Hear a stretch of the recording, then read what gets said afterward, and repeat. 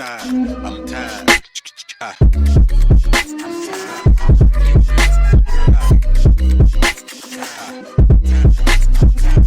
The Late Morning Program with Nam Ras Podcast.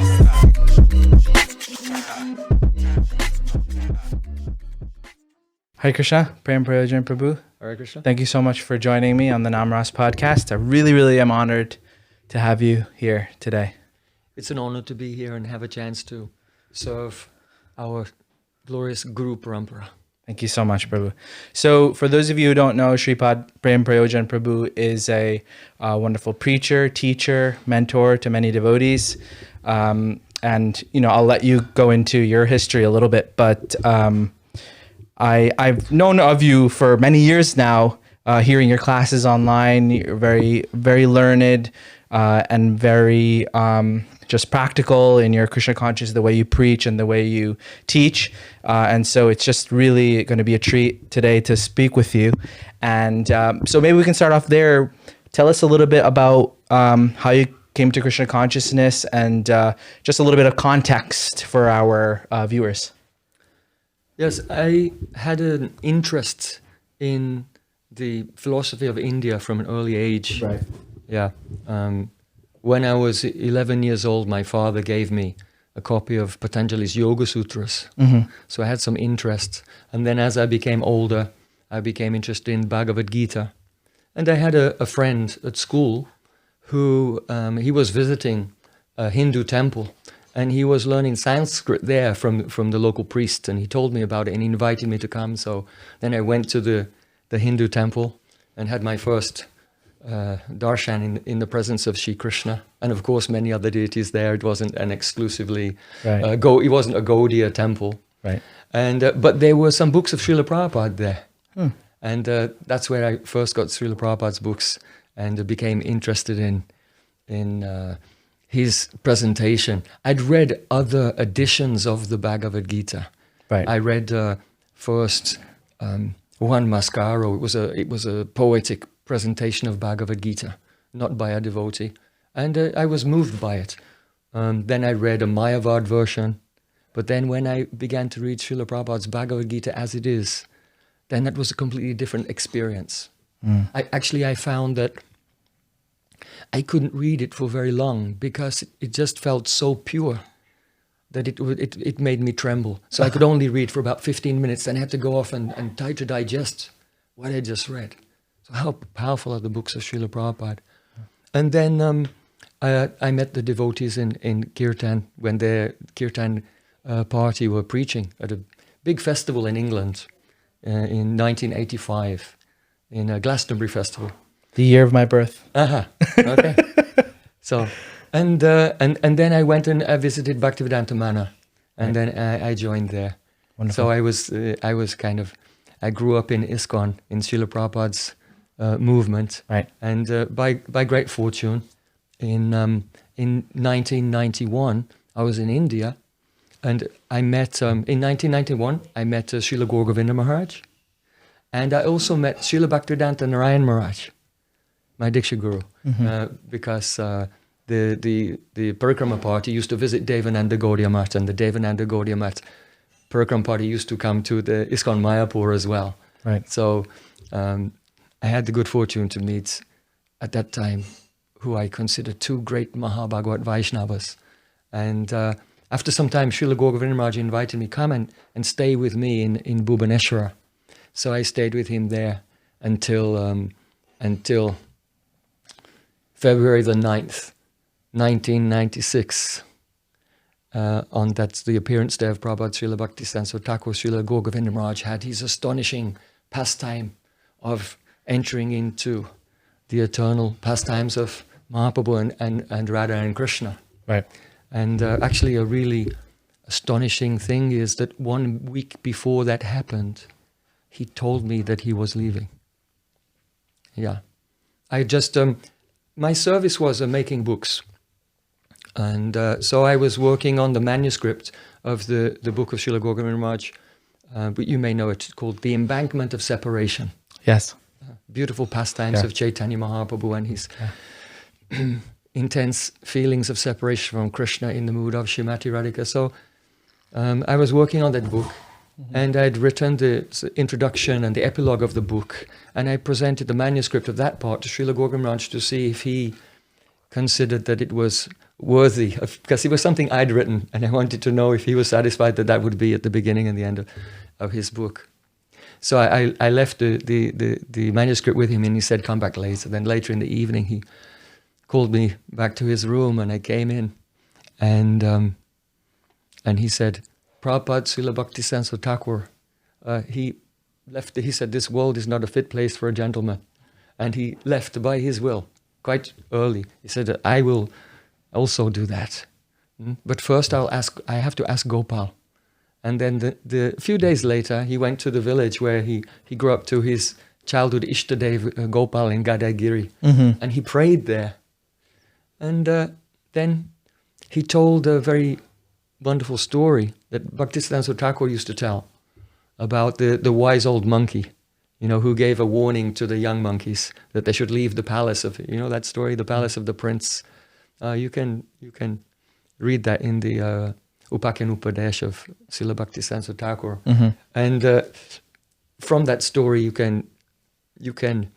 he was implying that Gopal had given him permission to leave. And then he went to Mayapur, and in Mayapur he was telling the beautiful pastime of Radhika was about to give up her life in separation, and just in time Krishna arrived in Vrindavan. And when he came to the point when he said, and then the eyes of Radhika were reflected in the eyes of Krishna, and the eyes of Krishna were reflected in the eyes of Radhika, then he just called Gopal, and he entered the eternal pastimes. Wow. There. And so it was a very mystical occurrence. And then I felt, to whom can I go for shelter? Yeah. Because, in our conditioned state, our mind is very unruly, very difficult to control. We cannot depend on ourselves. We are very frail.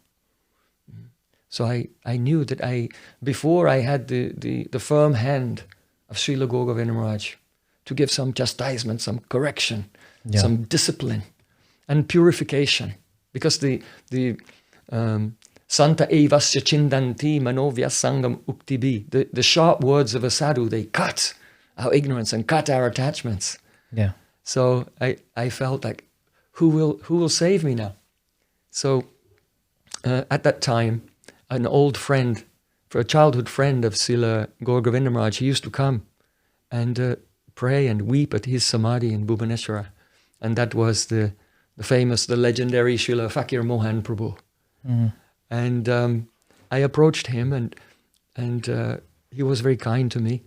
And he began to take me here and there in Orissa to visit different holy places and different sadhus and give some instruction. So I felt some solace in my separation from him, and from Srila Gour Govinda Maharaj. And at that time I was wondering, is this the person from whom I may receive Diksha? And he gave a blessing to me. He said, I bless you that you will have a Maha Bhagavat Diksha Guru. Wow. And then just after that, I had a dream. And in that dream, I went into the temple at Bhubaneswara, as I used to do every day, and pray before Shishi Gaurnitai. And the prayer I used to say was, and this verse appears twice in Srimad Bhagavatam, it's quite important. Tulayama lavanapi na swargam na punabhavam bhagavat sangi sangasya matyanam kimutashisha. Oh my Lord, I am a resident of this world of birth and death. So what benediction should we receive here? Because everything is temporary, everything will just vanish like a dream. I don't want mystic powers, I don't even want liberation. Just give me one fraction of a second association with your near and dear loving devotee, with your own associate. So every day I used to pray like this in front of Shishi Gaurnitai to again find that type of association that I'd had before, and that I was feeling so bereft of. So in a dream, I was just doing what I was doing every day. I went before Gaurnitai and I prayed like this. And then I looked behind, and there I saw Srila Govinda Maharaj was coming. And I gave pranam to him. And I said, "Oh, Gurudev, why did you leave me?" And he made a face like I was saying something distasteful. And then he said, leave you? Leave you? I am always carrying you in my heart. It was very touching. And I began to cry. And then he turned around, and Srila Narayana Maharaj was there, and he gave me to Srila Narayana Maharaj. And then I woke up from the dream, and my cloth was wet, because I'd been actually not only crying in the dream, but actually in real life too. And but you know, I come from a scientific education background, so I was skeptical, and especially not trusting of my own mind, my own wicked mind. So I don't know, is this real or just some imagination, some fantasy or what? So then I took a train from Orissa, and I went to Braj Mandal and arrived in Mathura, to the place where Srila Prabhupada lived before he took sannyas, and where Srila Prabhupada received sannyas, and where his deity of Chaitanya Mahaprabhu, in this posture, from the league of devotees that he'd established in Jhansi. You know, when that shut down, then what to do with the deity? So he brought that deity to Keshavji Gaudiya Math. Oh, wow. And it's installed next to Radha Vinod Bihari of Srila Bhakti Pragyan Keshav Maharaj, his sannyas guru there. So that place is very, the place where Srila Prabhupada received the Gopi Bhav mantra from my Param Gurudev, Srila Bhakti Pragyan Keshav Maharaj. So it feels very, when you go there, it's part of the history of Srila Prabhupada. Yeah. You really get this deep connection, like family connection with him. Yeah. And so I arrived there, and Srila Narayana was just sitting, and I came and I gave pranam to him, and he just said,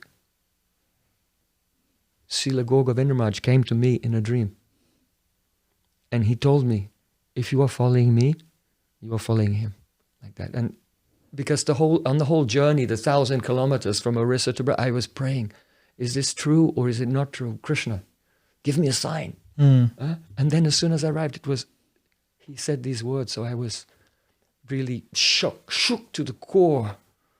And then he was very kind. He said, stay with me all the time.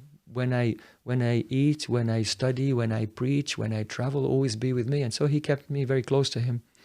And he made me, I was living in the Math, and he made me go to visit an old retired teacher, which was his close friend who lived nearby every day in the morning to learn Hindi. And then after I'd got some preliminary or rudimentary mastery of the language, then he began to give me manuscripts of books he was writing in Hindi to translate them into English. And when he was giving lectures also in India in Hindi, then every 5 minutes he would stop and ask me to translate for the Western devotees.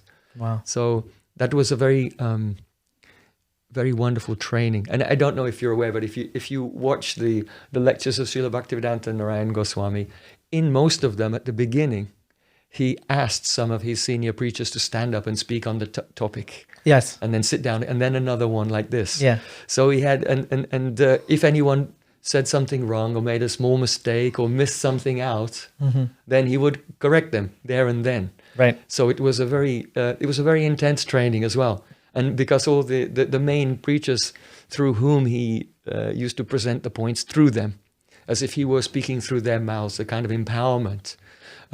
So we always had to be ready, Yes. because on any day, at any time, any subject would be there, and he would say, stand up and explain this verse. You can't go to sleep. You can't sleep or relax or anything. You Yeah, have to yeah. constantly be on. Yeah, exactly. So it was extremely intense. Wow. And of course, there's between God brothers, there's a rivalry, right? So no one wants to, underperform. Right. So everyone's studying so much and very healthy. And loving rivalry. Yeah. And so that was his method of teaching. Sometimes my Gurudev, Srila Bhaktivedanta Narayana Goswami Maharaj, he used to walk around the Math, and if he saw any brahmachari sitting around, he said, "Oh, what are you doing? What is your responsibility?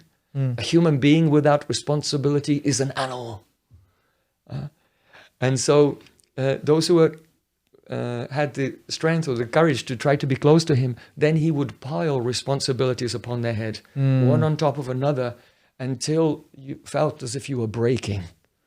And so that's what the disciples of Srila Bhaktisiddhanta Sarasvati Thakur would call aggressive grace. It's a grace, it's a mercy, Right. but it's so aggressive. Yeah. It's like we have a desire that we want to become Krishna conscious. But our Guru, his greed for us to become Krishna conscious is much more intense than ours. Yeah. And so that you feel that push all the time of his instruction and giving responsibilities, preaching, translating, distributing books and organizing programs and things like this, as if everyone was at breaking point all the time. That was a skill, and that was his aggressive grace upon the brahmacharis and others who were around him.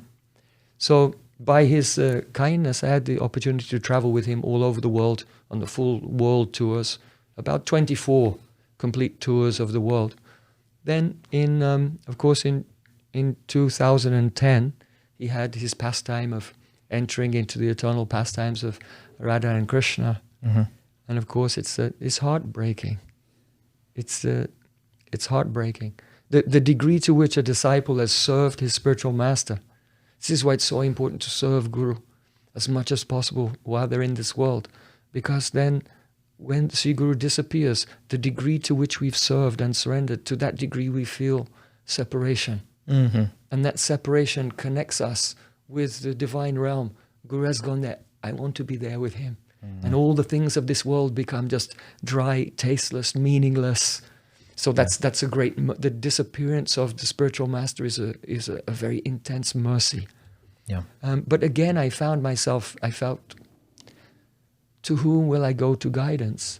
And just as before, when Srila Gour Govinda Maharaj left this world, Srila Fakir Mohan Prabhu, because that time I'm living in Braj Mandal, Srila Fakir Mohan Prabhu came from Orissa and came to Braj Mandal with Srila Bhaktivinoda Thakur's deity. You know, he discovered the lost deity of Srila Bhaktivinoda Thakur, Radha Madhav. Yes. He's famous for that. Oh, yeah. And also for discovering the Samadhi of Chaitanya Mahaprabhu, the Pushpa Samadhi of Chaitanya Mahaprabhu that was made by Gadadhar Pandits in the grounds of the temple of Tota Gopinath. So then he appeared, and that was like, that was a recurring theme, that when my shelter and my Gurudev, my Prabhu, my everything became unmanifest, then just as he appeared before, again he appeared.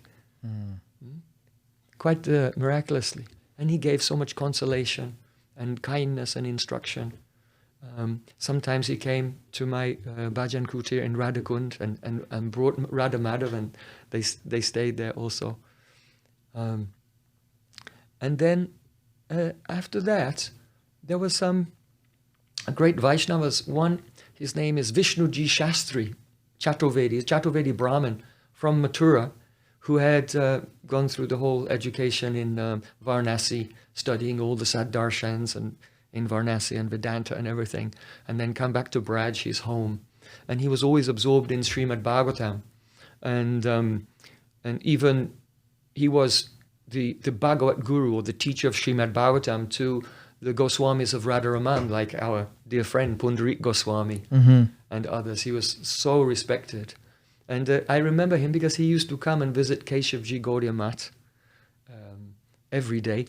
He would come, have darshan of the deities, and visit my Gurudev. And whenever there was some Dharma Sabha, some religious assembly, my Gurudev always used to ask him to speak something. So though he was technically in the Vishnu Swami Sampradaya and in the Anugachara Vallabhacharya, but the Vallabh Sampradaya and the Gaudiya Sampradaya are very close. You know, we have this common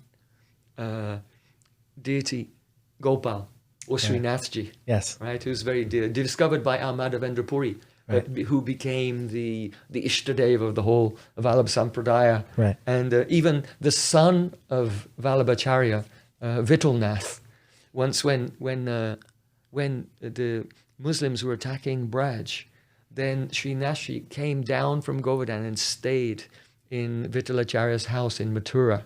Oh. And because our Goswamis couldn't go up the hill to see him, because Gaudiyas don't put their feet on Govardhan. Yeah. So then they all rushed to Vittal's house in Mathura. And Rupa Goswami, Raghunath Das Goswami, Jiva Goswami, Lokanath Das Goswami, Bhugava Goswami, so many of them, they all stayed for some months with Vittalacharya there in his house at the feet of Srinathji. Wow. And, Raghunath Das Goswami has written a poem called Sri Gopal Stotram, glorifying the beauty of Srinathji. And in that stotram at the end, he describes that, as you know, if a pujari is really pure-hearted, then when he makes offerings to the Lord, his hairs stand on end, he has ecstatic symptoms. But Raghunath Das Goswami, he says, I saw with my own eyes that when Vittalacharya made offerings to Srinathji, to Gopal, Srinathji's hairs were standing on end. Where's that described? It's in the Stavavali, the collection of prayers, Stavavali of Raghunath Das Goswami, and it's at the end of the Sri Gopal Raj Stotram. Like that. So there was a very big influence of our Goswamis also on Vittalacharya. So there's a prayer that my Gurudev used to say every day, and we also follow in his footsteps in that regard, in the Mangala Charnam before class, before speaking. Yeah. Shama Sundar Shikanda Sheka Smarha Smurali Manohara Radhika Rasakamma Kripanidhe Swapriya Charana King Kurim Kuru. Oh, Shama Sundar, beautiful, dark complexioned boy. Smerahas, you have a beautiful smiling face. Murali Manohar, you enchant everyone upon your flute. You are rasik, you're expert at tasting the rasa of Radhika's love. Please be merciful to me and bless me that I can become her kinkari, her manjari, her maidservant. So we see this mood of the six Goswamis, the Radha Dasyam, intense service to Radhika, expressed in the prayers of Vittalacharya. So this Vishnu Dishastri is coming in that line. And of course, in the Vishnu Swami line before Vallabhacharya, you have Sridhar Swami, who we accept to be the main commentator on Srimad Bhagavatam, original commentator on Srimad Bhagavatam. Yeah. You have Bilvamangal Thakur as well.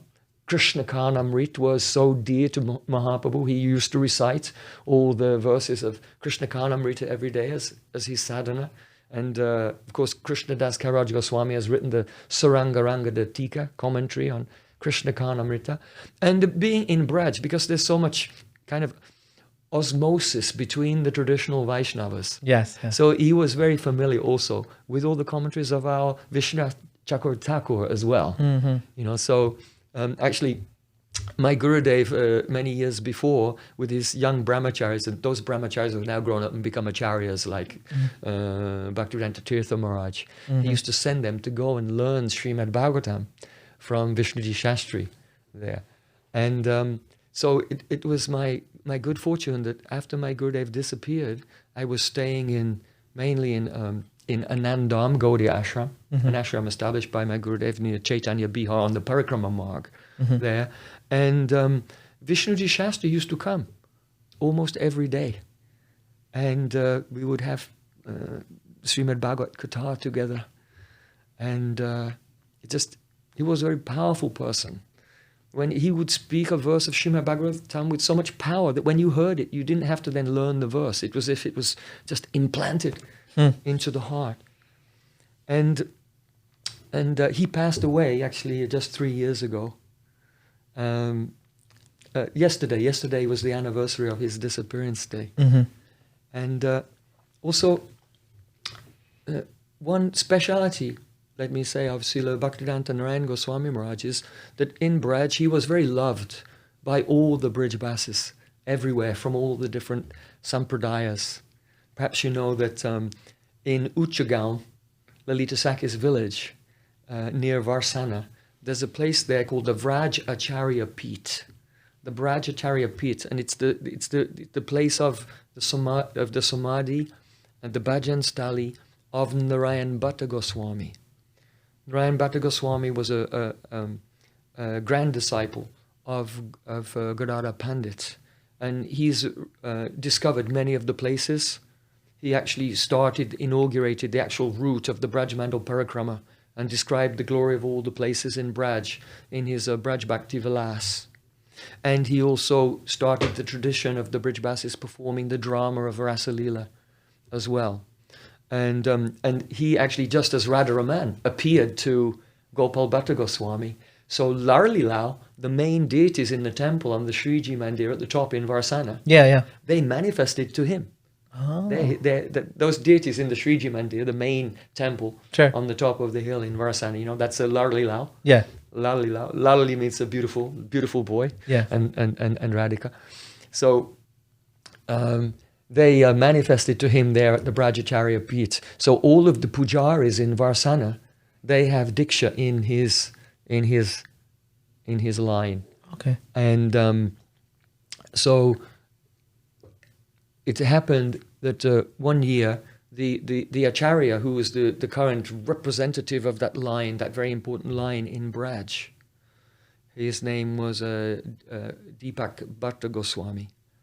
He organized a big festival in Uchagaon, and all the Brahmins and the leaders of the Brahmin communities in Varsana and Nandagaon and Sonera and Kamai, Karela, and all the villages of the Astasakis, they all came there. And on behalf of all the Brijbasis, they presented Srila Bhaktivedanta Narayana Goswami with an award, Yuga Acharya Award. Really? The Acharya of the age. Wow. Yeah.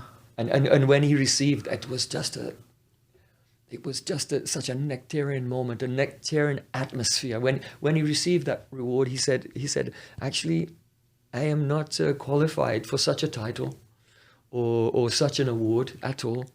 Really, the acharyas of the age are our Rupa Goswami and Srila Bhaktivinoda Thakur and so on. I am just their servant.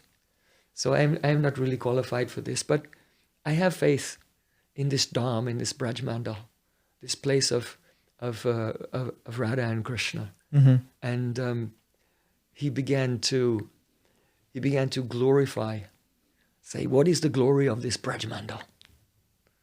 The glory of this Braj Mandal is this is the place where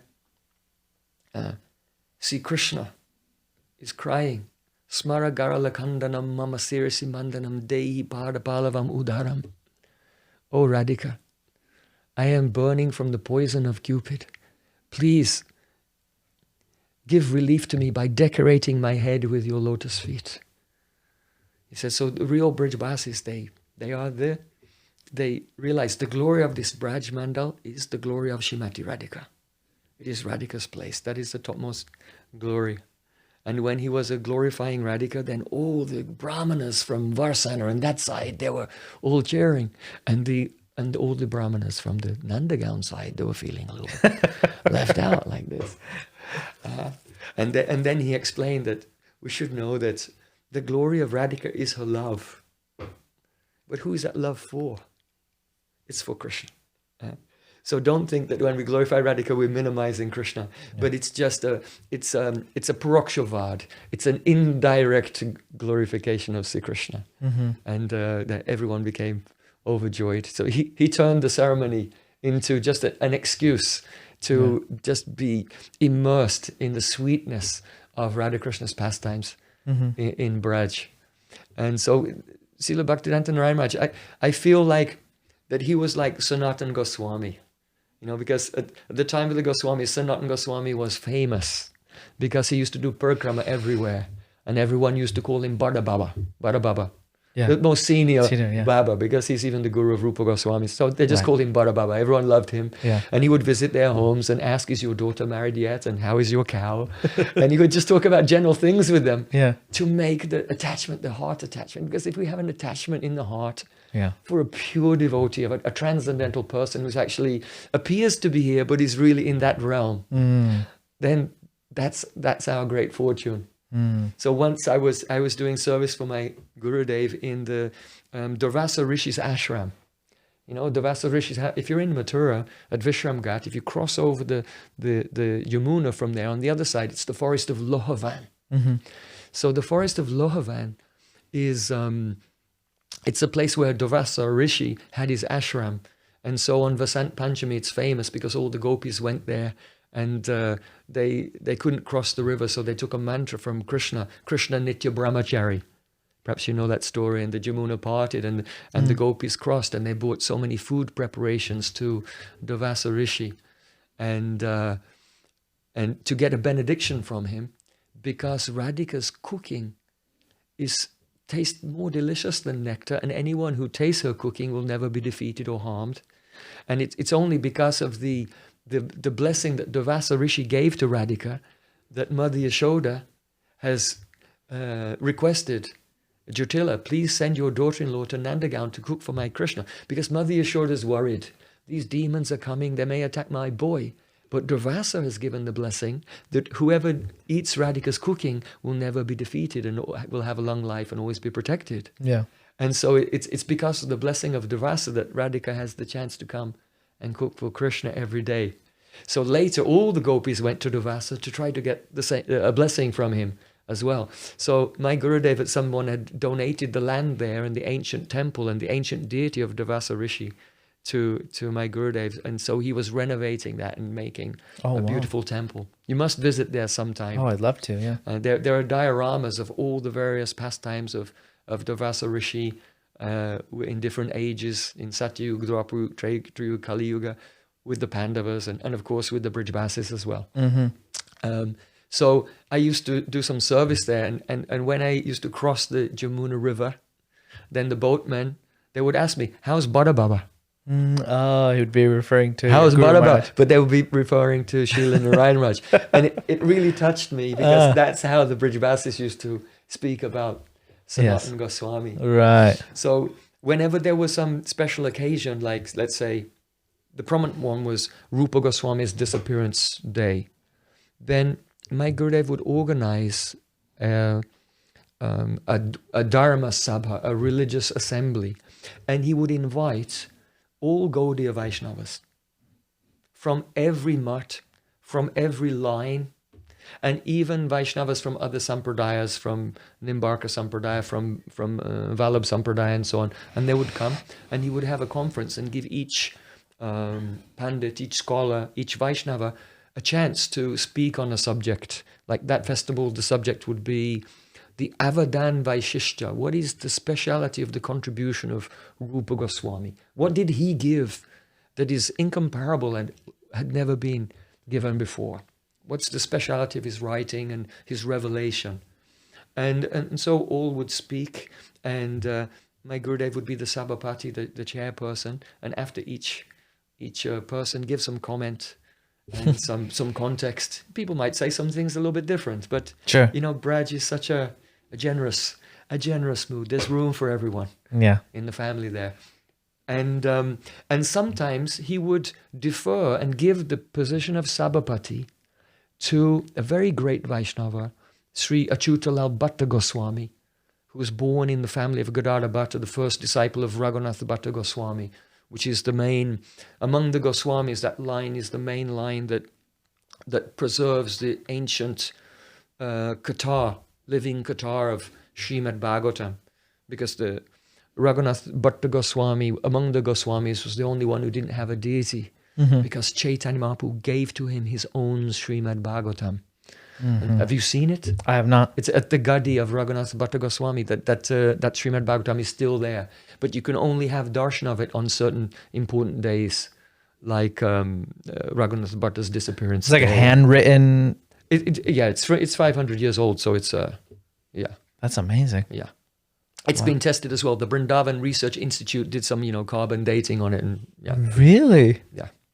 That's amazing. So all the Goswamis, they used to hear from Raghunath Bhatta Goswami. Yeah. There's the famous story that he could recite all the verses of Srimad Bhagavatam in 3 or 4 different ragas, and all the Goswamis were listening there in Seva Kunj, and they were crying and rolling on the ground, and Rupa Goswami was just straight-faced, and they were thinking, but he's the most advanced devotee, he's not showing any emotion. And then they looked closely and saw that actually it doesn't even look like he's breathing. So then the devotee took a piece of cotton, from his dhoti and held it under Rupa Goswami's nose to see if there was any breath coming, and a blister came on his finger. because whatever slight breath was there was so hot from his separation, his finger was burnt. Oh my gosh. I've never heard that. Yeah. So the teaching is that, you see, if our heart is small and we have a little ecstasy, then it shows outside. Right. Just like if you have a little fish bowl and you put a goldfish in it, you can splash the water out. Right. But the ocean is so vast, even a huge whale can't make the ocean overstep its boundaries. Yes. So because Rupa Goswami's heart is like a vast ocean, even though his ecstasies were more than everyone else, it wasn't visible on the outside. Wow. So anyway, in that family, Gaudiya Bhatta was his first disciple, and in that family direct line, Achyutalal Bhatta Goswami was born, and he's a worthy son. We don't in one sense promote a seminal parampara. Yes. But if they're qualified, Right. if they're qualified, who's qualified is qualified. Right. This is very qualified. My Gurudev said he's a real Rupanuga sadhaka. My Gurudev told me that personally. So when my Gurudev disappeared, then I used to associate with him, and it was just an arrangement that he started to come to the ashram where I stay in Andham. He started to come every day. Achyutalal. Achyutalal Bhatta Goswami. So it was a wonderful thing, because I just want to say that in the Shastra it says, Durapa alpatapasa, seva vaikunta vartmasu, yatropa giyate nityam deva deva janardana. When Ramananda Rai, he met with Chaitanya Mahaprabhu, and they were relishing Harikatha together. And Ramananda Rai said, please stay here for a few more days. Stay here for 10 days. Mahaprabhu said, no. Why should I stay here and relish Harikatha for you for 10 more days? When I return to Puri, you should give up your service in the government of King Prataparudra as the governor of Rajamahendri, and you come and stay with me in Puri, and we'll relish Harikatha together for a whole life. And then when Ramananda Rai arrived in Puri, then Mahaprabhu quoted this verse from Srimad Bhagavatam that says, Durapa alpatapasa, those persons whose tapasya, whose austerity, whose sacrifice is meager, it's very difficult, it's very rare for them to have the association of Mahabhagavat Vaishnavas who are traversing the path to the spiritual world. It's it's extremely rare. And so I take it as just the causeless mercy of my Gurudev that after he disappeared from this world, even I didn't have to go anywhere. But the legendary Sri Vishnuji Shastri, the Bhagavat Guru even of the Goswamis of Radharaman, and Sri Achyutalal Bhatta Goswami, they were coming every day to the ashram when I was staying, and we were having Harikatha together. So it was just a very intense mercy. And so just if anyone wants to ask me in regard, well, tell me about your life, then I don't want to say so much, but the essence is whatever I have, or whatever small thing I have achieved, whatever I understand, whatever feeling I have, is only the combination of the kripa of those great Vaishnavas, by whose causeless mercy I had their darshan, their association, and the chance to hear from them and serve them. And so that's really the essence of life. Yeah. And I try to share that message. I mean, we speak Harikatha, we speak Siddhanta, philosophy, and the pastimes of Radha and Krishna. But the core thing is that we have to receive these things live and in a personal relationship with advanced Vaishnavas. And we should never let any boundaries, any kind of sectarian considerations get in the way of really having the darshan, the service, and the opportunity to hear from great souls wherever they are.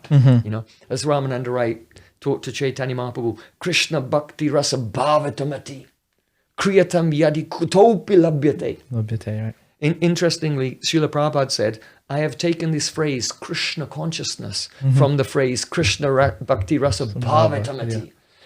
When the mati, the consciousness, is bhavita. You know what bhavita really means? Bhavita, it's actually a phrase from Ayurveda. Oh. From Ayurveda, yeah. If you, let's say you want to make a strong medicine from amla, like a lot of vitamin C from amla. So you take the amla and you make powder, amla powder. then when you soak that amla powder in amla juice, until it dries again, it becomes surcharged, it becomes more powerful. Double amla, and yeah, that's called swabhavana, that it becomes saturated with itself. It becomes more concentrated. Right. And when you do that again and again, it's called bahu swabhavana. And when you do it until it just can't take anymore and it's come to the maximum potency, the potency is like completely saturated, then it's called bhavita. Wow. So Krishna Bhakti Rasa Bhavitati. Right. If you want your consciousness to be like that, Yeah. maximum power absorption in the sweetness of Braja, then Kriyatam Yadi Kutopi Lab, you must purchase it. But Kutopi means wherever it's available. Wherever it's available, you should run there. So Shastra says, Janana Maranadi Samsara Anala Santapta Dipta Shesha Jalarashimiva. It means that just like a man who discovers that his hair is on fire, runs to the river, right? He's not sitting around thinking, I'll take care of it later. Right. It's urgent. Yes. And he runs with that intense sense of urgency. It's essential. Yeah. So in the same way, one should run to Sadhu Sangha. Kutopi, wherever it is. And there, in that association, one can get the greed, the lobe, the greed by which that Krishna Bhakti Rasa can be purchased. I have a question in that regard. In the example of yourself and with other devotees, I see that a lot of the association is like in the beginning of the sadhaka's life. When you're talking about associating with devotees and finding advanced devotees, is there ever a time where it's not exactly the primary thing, but maybe a secondary thing, like later on in life? Because what I can relate with is that in my beginning of my Krishna consciousness, it was super important to really associate with devotees. And it was really easy because I was maybe a brahmachari and single, not my responsibilities. But as time goes on and we get older, then, you know, the same way we don't associate with our parents all the time when we're young, when we're older, we kind of go to them here and there. Yes. That's a great question. So Before you answer, I just want to pause you for a second. Okay, sorry, go ahead. That's a great question. Yep. And it's nuanced. First of all, generally in the beginning of our spiritual life, as we mentioned before, Durapa Alpa Tapasa, those persons whose austerity is meager, it's very difficult for them to have the very high class association. And so the opportunities to have more and more advanced association comes as our life of sacrifice, as we make more and more sacrifice in our life, more and more service, then there's more and more reciprocation from Sri Krishna in the form of sadhu sangha. Just like Parikshit Maharaj, you know, he was cursed to die, and he came onto the bank of the Ganga, and there was no email in those days to send it, but sages from all over the universe, they appeared, they came there, and Shukadev Goswami came. And Krishna had sent Shukadev Goswami there like that because it was now the time in his life. He'd had a life of service and now he really needed that. So it's at first a living entity in his journey, he may get a little sadhu sangha and then more and more and more. And as he gets more qualified, more. Now, just as all the angas of bhakti are eternal, pratyakshavagam damyam susukam kartam avyayam. The performance of bhakti is avyaya. It goes on forever. You don't do bhakti and give it up later. Right. You don't do hearing and giving up later. You don't do chanting and give it up later. Do you do sadhu sangha and give it up later? No, it's eternal. It's eternal principle. Right. So Chaitanya Mahaprabhu taught to Srila Sanatana Goswami, Krishna Bhakti Janma Mool, Hoi Sadhu Sangha. Prema Bhakti Janmi Teno Puna Mukhya Anga. The meaning is that the root cause of the appearance of bhakti is sadhu sangha. Prema Bhakti Janme. And when you get prem, Teno Puna Mukhya Anga, it's still the main principle. It's the main active principle in our spiritual life, even when you get to prem. Right? So it's not like you get a little association and then just by that you get to prem and you don't need it anymore. Yeah. But rather, even when you get to the state of prem, you still need sadhu sangha. Let's say you attain prem and then you leave this world and you take birth in Krishna's pastimes as a gopi. And then you're gradually growing and you're married And then the full moon night of the Sharad season comes, and Krishna plays his flute, and all the gopis become overwhelmed with anurag. They forget everything, they drop everything they're doing, and they're running into the forest in the middle of the night. If you didn't have association with the Nitya Siddha gopis, then when you run, your mother-in-law and other family members will come with sticks, they'll lock the door, and they'll keep you in your house. You won't be able to go. Why? Because to participate in the Rasa Leela, Prem isn't enough. Prem has to develop into Sneha, Man, Pranay, Rag, Anurag, up to Rudra Bhav, Rudra Mahabhav, at least up to that level, in order to participate in the Rasa Leela. So how will that happen? Only by associating with the Nitya Siddha gopis in Srimati Radhika's group will that progress take place. And so the Sadhu Sangha is the active principle in our spiritual life eternally, always. And so let's have a look at, because sometimes there's a controversy over, well, should we interpret scripture like this or should we interpret scripture like that? At that time, then Mahajano Yena Gatasa Panta. Well, what did the Mahajans do? What did the Mahajans do? So there's a beautiful story in Sri Chaitanya Charitamrita. There's a Brahmin. He comes from Bengal, and he's written some poetry, and he wants to read his poetry to Chaitanya Mahaprabhu. But Chaitanya Mahaprabhu, even though he's Trinada Pisuni Chena, he's more humble than a blade of grass. He's more tolerant than a tree. But Rasa Basa Jadi Hoy Siddhanta Birod Sohitina Parik Prabhu Mani Hoy Krod. Chaitanya Mahaprabhu cannot tolerate Rasa Bas, the fault of defective ingredients in the rasa, and he cannot tolerate Upakhayane, the wrong philosophy. Yeah. And so no one can read anything to Chaitanya Mahaprabhu without being screened first by his secretary, Swarup Damodar Goswami. Right. So then this poet, he comes and he reads his poem to Swarup Damodar Goswami, and there's Rasa Basa and Upakhayane in it, in his poetry. So Swarup Damodar Goswami mercifully rebukes him, kindly rebukes him. He says, Jaho Bhagavata Pada Vaishnavera Sthane Ekantarashai Koro Chaitanya Charane. If you want to study Srimad Bhagavatam, then you go and sit at the feet of a pure Vaishnava. You know, among the 64 angas of bhakti, one of them is the hearing Srimad Bhagavatam. So it said, Srimad Bhagavat Arthanam Asvado Rasikai Saha. One must taste the many meanings of each word and syllable of Srimad Bhagavatam in the company of Rasik Vaishnavas. That's what it means. So then Swarup Damodar Goswami, he said, Chaitanyara Bhaktagan Nitya Karo Sangha Tabito Janibe Siddhanta Samudra Taranga. You should associate every day with the near and dear associates of Chaitanya Mahaprabhu.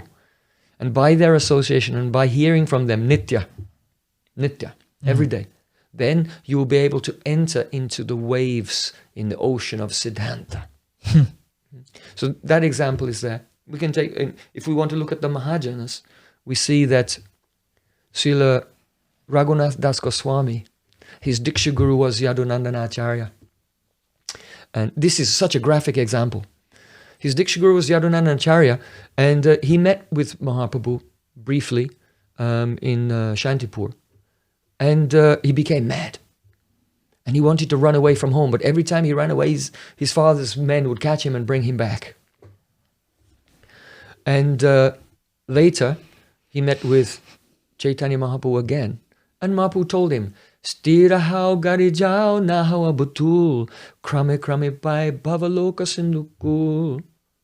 Markata vairagya na karo, the loka dekaiya, yata yogya vishay bunja anasakta hoya. He said, make your mind steady, don't be batul, don't be a crazy person. Return to your home. You can cross over the ocean of material existence, but step by step. Krami, step by step. Don't make a show of renunciation like a monkey. Yeah? Monkey has no house, no money, no bank account, no clothing, lives in a different tree every day, sitting still. But what is he thinking? He's looking out for some female monkey or looking for someone to pass with some fruit to steal from them. Right. So don't make an outer show of renunciation while there's still a current of worldly desires and attachments inside. But rather what you should do is Jata Yoga Vishay Bunja. You can enjoy in a legitimate way the things of this world within the context of Dharma. Don't be impious and you should do this. Antarikoro nishta bahye loka vyavaha achirate Krishna tomai koribe uda. Internally cultivate your nishta and outwardly behave like an ordinary person, a regular person. And if you do this, in a short time, see Krishna will deliver you from all obstacles. And that's what happened. So he followed these instructions of Mahaprabhu, and after some time he met with Nityananda Prabhu, and Nityananda Prabhu engaged him in the service of all the Vaishnavas. You know, when he approached, he was giving pranam to Nityananda Prabhu from far away. And Nityananda Prabhu said, "Oh, there's a thief. You're a thief, I'll punish you." What was his crime? He said, "The lotus feet of Chaitanya Mahaprabhu are my property, and you're trying to get them without me. So I'll punish you." And the punishment is you have to feed all the Vaishnavas at Dari Chir Mahotsav, the chip rice and yogurt festival. And so Raghunath Das Goswami served all the Vaishnavas. So by serving the Vaishnavas under the guidance of the Akhanda Guru Tattva, the original Guru Tattva, then he received the blessings of Nityananda Prabhu, and very soon he was able to leave his home and he went to Jagannath Puri. And there, Chaitanya Mahaprabhu took his hand and put his hand in the hand of Swarup Damodar Goswami and said, there are 3 Raghus in my association, and from today you will be known as Swarupera Raghu. You will be the Raghu of Swarup Damodar Goswami. He will instruct you. He knows more than me. So Mahaprabhu is saying that. Mahaprabhu's in Radhabhav, and Swarup Damodar Goswami is the incarnation of Lalita. So Lalita's 27 days older than Radhika, so she has much more experience in the Leela. Lalita Saki can give the instructions to Radhika. Durute brajenda tanaye tanu shushtabamyam ma dakshina bhava kalankini lagavaya radhe giram sri huitam hiti shikshayantim devim gunaisu lalitam lamat. Oh, Radhika, that son of Nanda Maharaj is coming. He's a rascal. He's a dirt. Don't be submissive to him. You should be very firmly contrary. Take my advice. It's for your benefit. Follow my words and you'll be happy. If you don't follow me, I'm experienced, then you'll be suffering. So Lalita Saki can give advice even to Radhika. So Mahaprabhu is saying, "Oh, Swarup Damodar Goswami, he knows more than me. You should learn from him." So Raghunath Das Goswami came under the guidance of Swarup Damodar Goswami. But one day, Swarup Damodar Goswami came and said, "Mahaprabhu, Raghunath wants to ask you a question. He's left everything, but what's really his duty? What should he do?" And there you see that Raghunath Das Goswami is very humble. He's not trying to approach Mahaprabhu directly, but he's approaching through someone who's very near and beloved of Mahaprabhu. So then Mahaprabhu said, "Swarup Damodar Goswami, he knows more than me, but if you want to receive some direct instruction from me, then I say this. Gramya Bharta na kohibe, Gramya Kata na sonibe, Bolo na pribe, Ara bolo na kaibe." Don't speak mundane gossip. He said that, she said that, it's like a disease now, and that's been intensified by social media. Oh, totally. Right? And it rewires people's brains, actually. It's very dangerous. So, but even in those days, Mahaprabhu said, don't become engaged in the gossip of what's going on here and there. Don't lose your focus. Don't speak it and don't listen to it also. Don't wear luxurious clothing and don't eat luxurious food. And then he told him, "Amanina manadahya sada Krishna nama labe, braje radha Krishna seva manasa kuribe." Don't demand respect from others, but give respect to everyone else. Continuously chant the holy names of Sri Krishna. And in your heart, manasik seva, serve the lotus feet of Radha and Krishna in Braj in your heart as you chant the holy name. Now, what's important here to see is that when Mahaprabhu met with Raghunath Das Goswami, when he was in a particular stage, he said, "Go home and cultivate your nishta and behave like an ordinary person." He didn't tell him, "You should meditate on the pastimes of Radha Krishna in Braj," right? Because he, of course, Raghunatha Swami is eternally liberated soul, but he's having the pastimes of going through the stages. So in his pre-Nishta stage, he gave one instruction. And then as his Nishta came and then he was freed from obstacles, then he gave another more advanced instruction. And so this is why sadhu sangha is an ongoing thing. Right. So if someone has association with the sadhu and they receive an instruction, if they follow that in their life, then their adhikar will change. Their eligibility will be elevated to a point, and then they'll require another instruction, a further instruction to raise them to the next adhikar. And on it goes like that. And so we see in the life of Raghunatha Swami, it's so graphic. First in his childhood, he used to play in the lap of Haridas Thakur and hear stories. Srila Haridas Thakur would take Raghunatha, he would come, oh, Dadu, Dadu.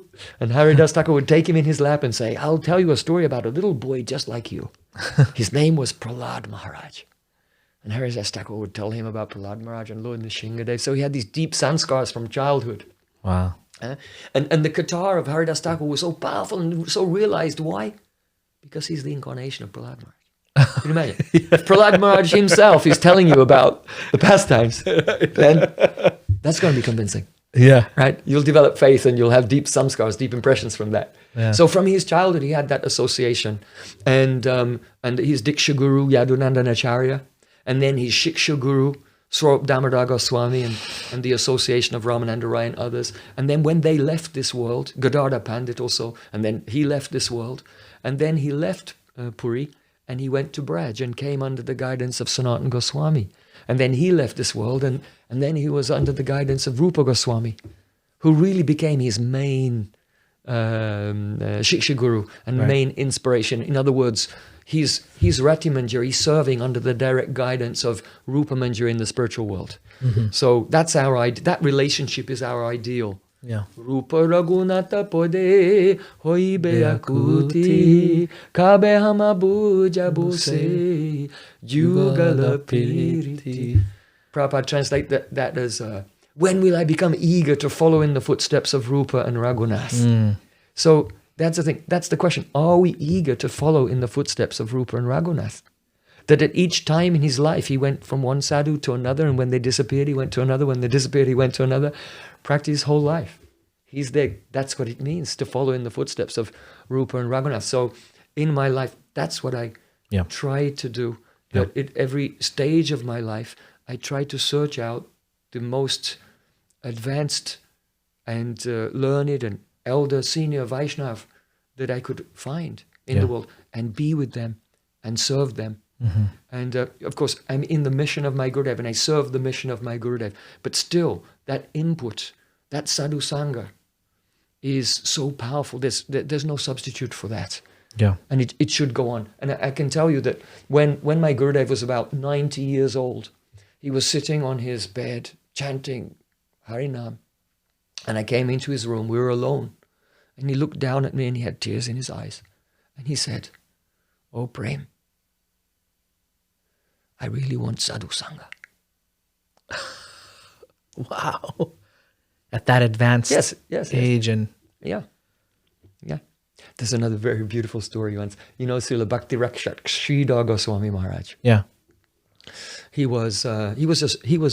just taken rest after lunch in the afternoon, and someone had come to the mutt, and he'd heard about him, and he came there and told the brahmachari, I've come a very long way because I want sadhu sangha, I want to have the darshan of a sadhu. So the brahmachari said, well, he's resting, I'll just wait. So then after some time, Maharaji got up from his sleep, we can say trance, his ecstatic trance of sleep, dreaming about Mahaprabhu. And so then he woke up and his brahmachari servant came to him and said, there's someone has come a really long way, and he said he's so eager to have the darshan of a sadhu. And then Srila Sridhar Maharaj said, pass my disguise. That means give him my tilak. Give him my tilak. So then he was putting on his tilak. He said, I'm going to put on this disguise because I'm eager to have the darshan of the person who's eager to have the darshan of a sadhu. Oh my goodness. Wow. Amazing. So yeah, sadhu sangha is a thing, really. it's most needed. It's most needed, and the reason is it may not always be available in our life. Yeah. But when we're fortunate and it comes, it's necessary. We follow, and then our adhikar becomes elevated, and we need more to go through each stage. Different instructions in each stage of our life, and so. The famous verse of Srimad Bhagavatam that really encapsulates this, and I'm sure you know, Satam prasangan mama virya samvido bhavanti ritkarna rasayana kata tadyoshnat asa pavagar vatmani shraddha rati bhakti anukramisyati. So here, shraddha means the eligibility for sadhana bhakti. Shraddha. Rati means the eligibility for bhava bhakti. And here bhakti means prema bhakti. So that means throughout all the stages, anukramisyati, in each step, kram means step, in each step, one after another, as we go through sadhana bhakti, bhava bhakti, and prema bhakti, satam prasangam mamavirya samvido. We should have that association, hearing the Harikatha, which is rasayana. It's a tonic, and it's very relishful. Mamavirya samvido. Samvido means this katha has samvit shakti. You can only see the sun by the power of the sun. So we can only see Krishna by his own internal potency, which is Sambit Shakti. So in the Shabda Brahma, in the words emanating from the lips of a pure devotee, the Sambit Shakti is transferred into our heart and gives us the spurti, the vision. And that leads us to a topic I'd like to discuss. I mean, you can say whatever, go in any direction. But at some point, I'd like to come to, because it's the 150th anniversary of Prabhupada Srila Bhaktisiddhanta Thakur. Yes. And to celebrate this, some Vaishnavas who were organizing some of the big festivals during this year asked me to produce a book of Prabhupada Srila Bhaktisiddhanta Thakur's lectures. So, in April, at the beginning of the festivities, there was a big festival in Mexico, where the acharyas of 5 or 6 different mats, Gaudiya mats, and also from ISKCON, so ISKCON Guru also came, and all together glorified Srila Bhaktisiddhanta Thakur. So on that day, we offered this to Srila Prabhupada, Gaudiya Darshan. And it's 2 lectures, and the main lecture was spoken in 1929 in the Albert Hall in Calcutta to a large audience of Vaishnavas and scholars and intelligentsia and the dignitaries. That time, you know, Calcutta was the jewel in the crown of the British Empire. It was a big center of learning, and Ravindranath Tagore had received a Nobel Prize and everything, you know, so it was a very prestigious place. And Prabhupada gave and his disciples also, they gave a series of lectures, and then Srila Prabhupada completed it.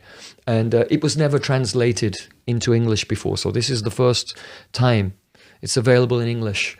And I promise you, and I promise all the respected listeners at home, that really these words of Srila Bhaktisiddhanta Thakur will get such benefit by deliberating on them, on the profound meaning.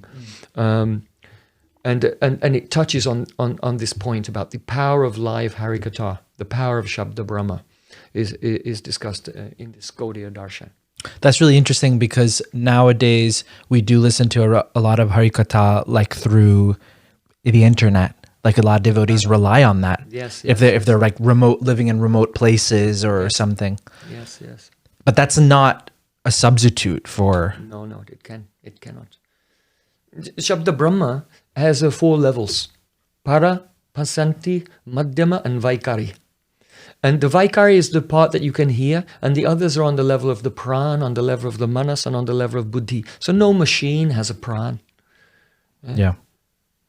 The Harikatha is Krishna himself. So Krishna is only controlled or bound by love. So if a person doesn't have prem, and the machine doesn't have prem, then when you press the button, Krishna's not going to suddenly appear. Understand? So once, I remember many years ago, the devotees, they used to have these little black recording machines. Now everyone can make video on their phones. And they used to come and put them in front of my Gurudev. And then at the end of the class, come and collect them. So one time my Gurudev said, "Oh, this black box will cheat you."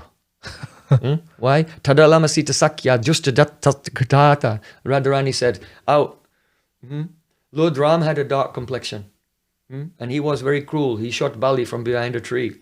He disfigured. He had Suparnika disfigured. And crows, black crows. They always come when someone's making a yagya. They come and they're attracted by the shiny things and they contaminate and spoil the yagya. So all persons of the blackish complexion, Tadalamasita Sakya, I don't want to have any friendship with any blackish person anymore. She's criticizing Krishna to the bumblebee. And the bumblebee says, you say you don't want to speak about him anymore, but you're speaking about him continuously. You don't want any relation, but you're speaking about him continuously. Then Radharani said to the bumblebee, Dustijat Katata, yes, that's right. We can give up Krishna, but we cannot give up Krishna Katha. This is our misfortune. Tava katamritam tapta jivanam. This katha, the general meaning, Tava katamritam, the katha of Krishna is amrita, nectar. But the gopis are actually saying, Tava katha mritam, it's like death. We are the witness, our whole lives have been spoiled by this cheetah. Tapta jivanam. If you hear Harikatha, then your life will be tapta, you'll be burning. You'll be suffering so much. Yadanu charita lila karna piyusa vipurut sakridadara viduta danva dharma vinashta. Sapati griha kutumbam dina mutsrijadina. Bahavoya vihanga bhikshu charyam charanti. Radharani said, oh, who was that first person who first put a drop of Krishna Katha in my ear? If I knew it was, I would teach them such a lesson that they will never be so cruel to anyone ever again. Because if one drop of Krishna Katha enters someone's ear, then their dedication to Dvandva, the dualities of life, is completely smashed. They immediately leave their family members and they go to Vrindavan and they wander here and there like a homeless beggar or like a bird, begging for their subsistence. So be careful. If you see anyone with the Srimad Bhagavatam under their arm and with the tilak and inviting everyone, come, Harikatha, it's free. Be careful of these persons. They will take away everything. Wow. So the Harikatha that has that effect, that destroys our nishta, our loyalty to the dualities of this material world, is not going to come from a machine. It comes from the lips of a sadhu. Tasmin mahan mukarita marubich charitra. But even if the pure devotee is, you're listening to them from the machine. Well, that's why I was saying, Gurudev saying, this black box will cheat you. That's where they were going. He was saying that if you rely on this, then you'll not get the actual benefit. That's why it will cheat you. Because the Shabda Brahma produces Jatiti Pratita, immediate spurti, vision of Krishna. And that's actually hearing. It's called seeing through the ears. If a person has surrendered and they're listening deeply, they're fully surrendered, when the Shabda Brahma touches their heart, the pastime that the devotee is seeing in his heart turns into sound, comes out of his mouth, goes in the ear, and then turns back into the pastime in the heart of the listener. That's actual kirtan and actual shravan. That's real, shravan and kirtan.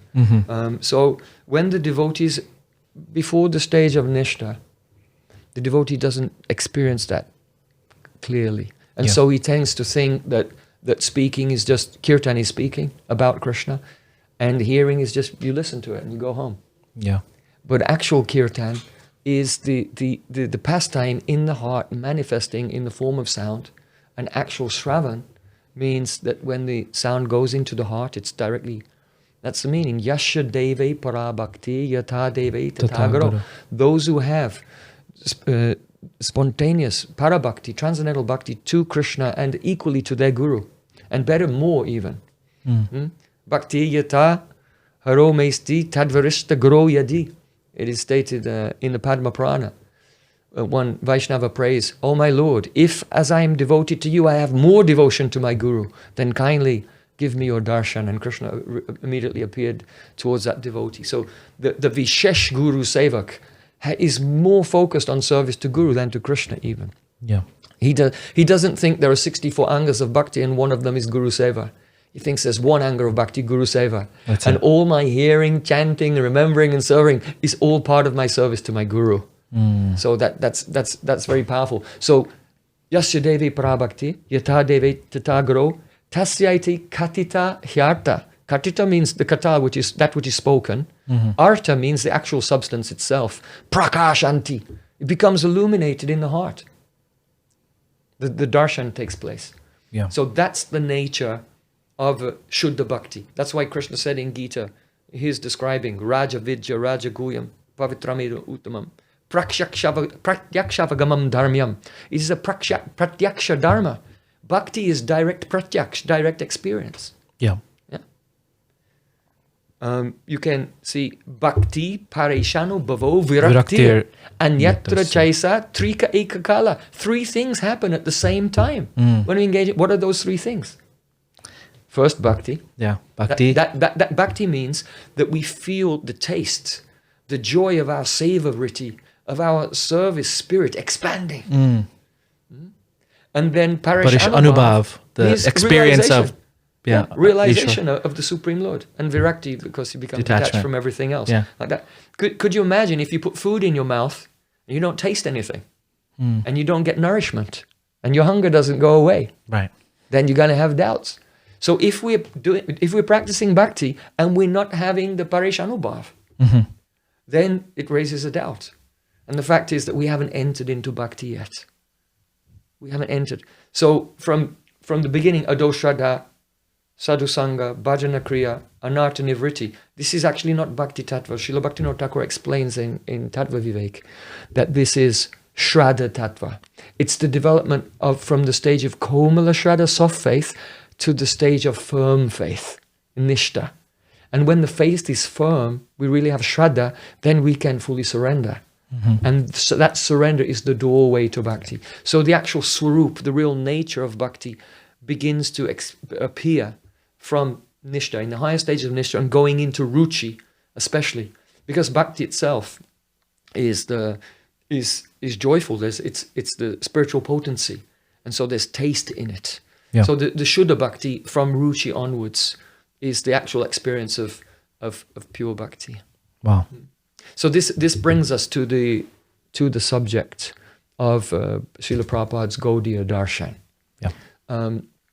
What he's describing in Gaudiya Darshan, what he's addressing essentially, is that in every generation there's a crisis of interpretation. Right? In every generation of Vaishnavas, there's always some controversy. What is the scripture saying? What does it mean? And these controversies they're always going on. And how are they solved, or even why do they arise? Because, as one English poet said, both read the Bible day and night, but one sees black and one sees white. Yeah. Everyone interprets according to their own mental state. Yeah. So here, Srila Bhaktisiddhanta Thakur in Gaudiya Darshan, he discusses what's the meaning of darshan. It comes from drish dhatu, the verbal root drish. Drish means avalokana, to observe. Drish means sakshatkar, to directly experience.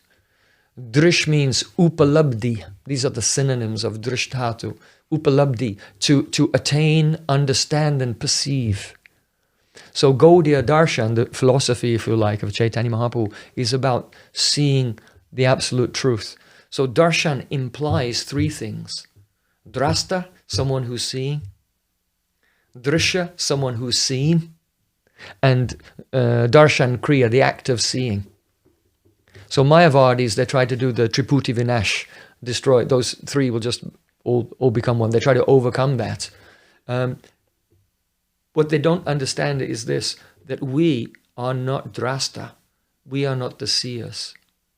This is a very important teaching of Srila Bhaktisiddhanta Thakur. And during this year, his 150th anniversary, it's a great opportunity for all of us to take some time to return to his lotus feet and see what he had to say. And then we'll find that many of the controversies which are riling the Vaishnava community, he's already given us the tools to overcome them. Can you give some example? Like, what do you mean by those controversies? To give an example. Well, what is Raganuga Bhakti? Right. Who's qualified for Raganuga Bhakti? What's the real meaning of greed? what is the qualification of guru? What is the qualification of the disciple? Nam tattva. And it opens the door really to all the tattvas as well. Guru tattva, of course. If a person understands Guru tattva, then all the other tattvas become available. If we mess up in our understanding of Guru tattva and the relation with Guru, then all of the tattvas are beyond our reach.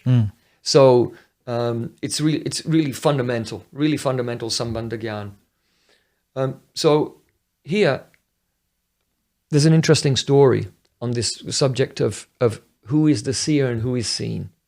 When Srila Bhaktisiddhanta Thakur was quite old, he decided to dictate his own biography, his own life history.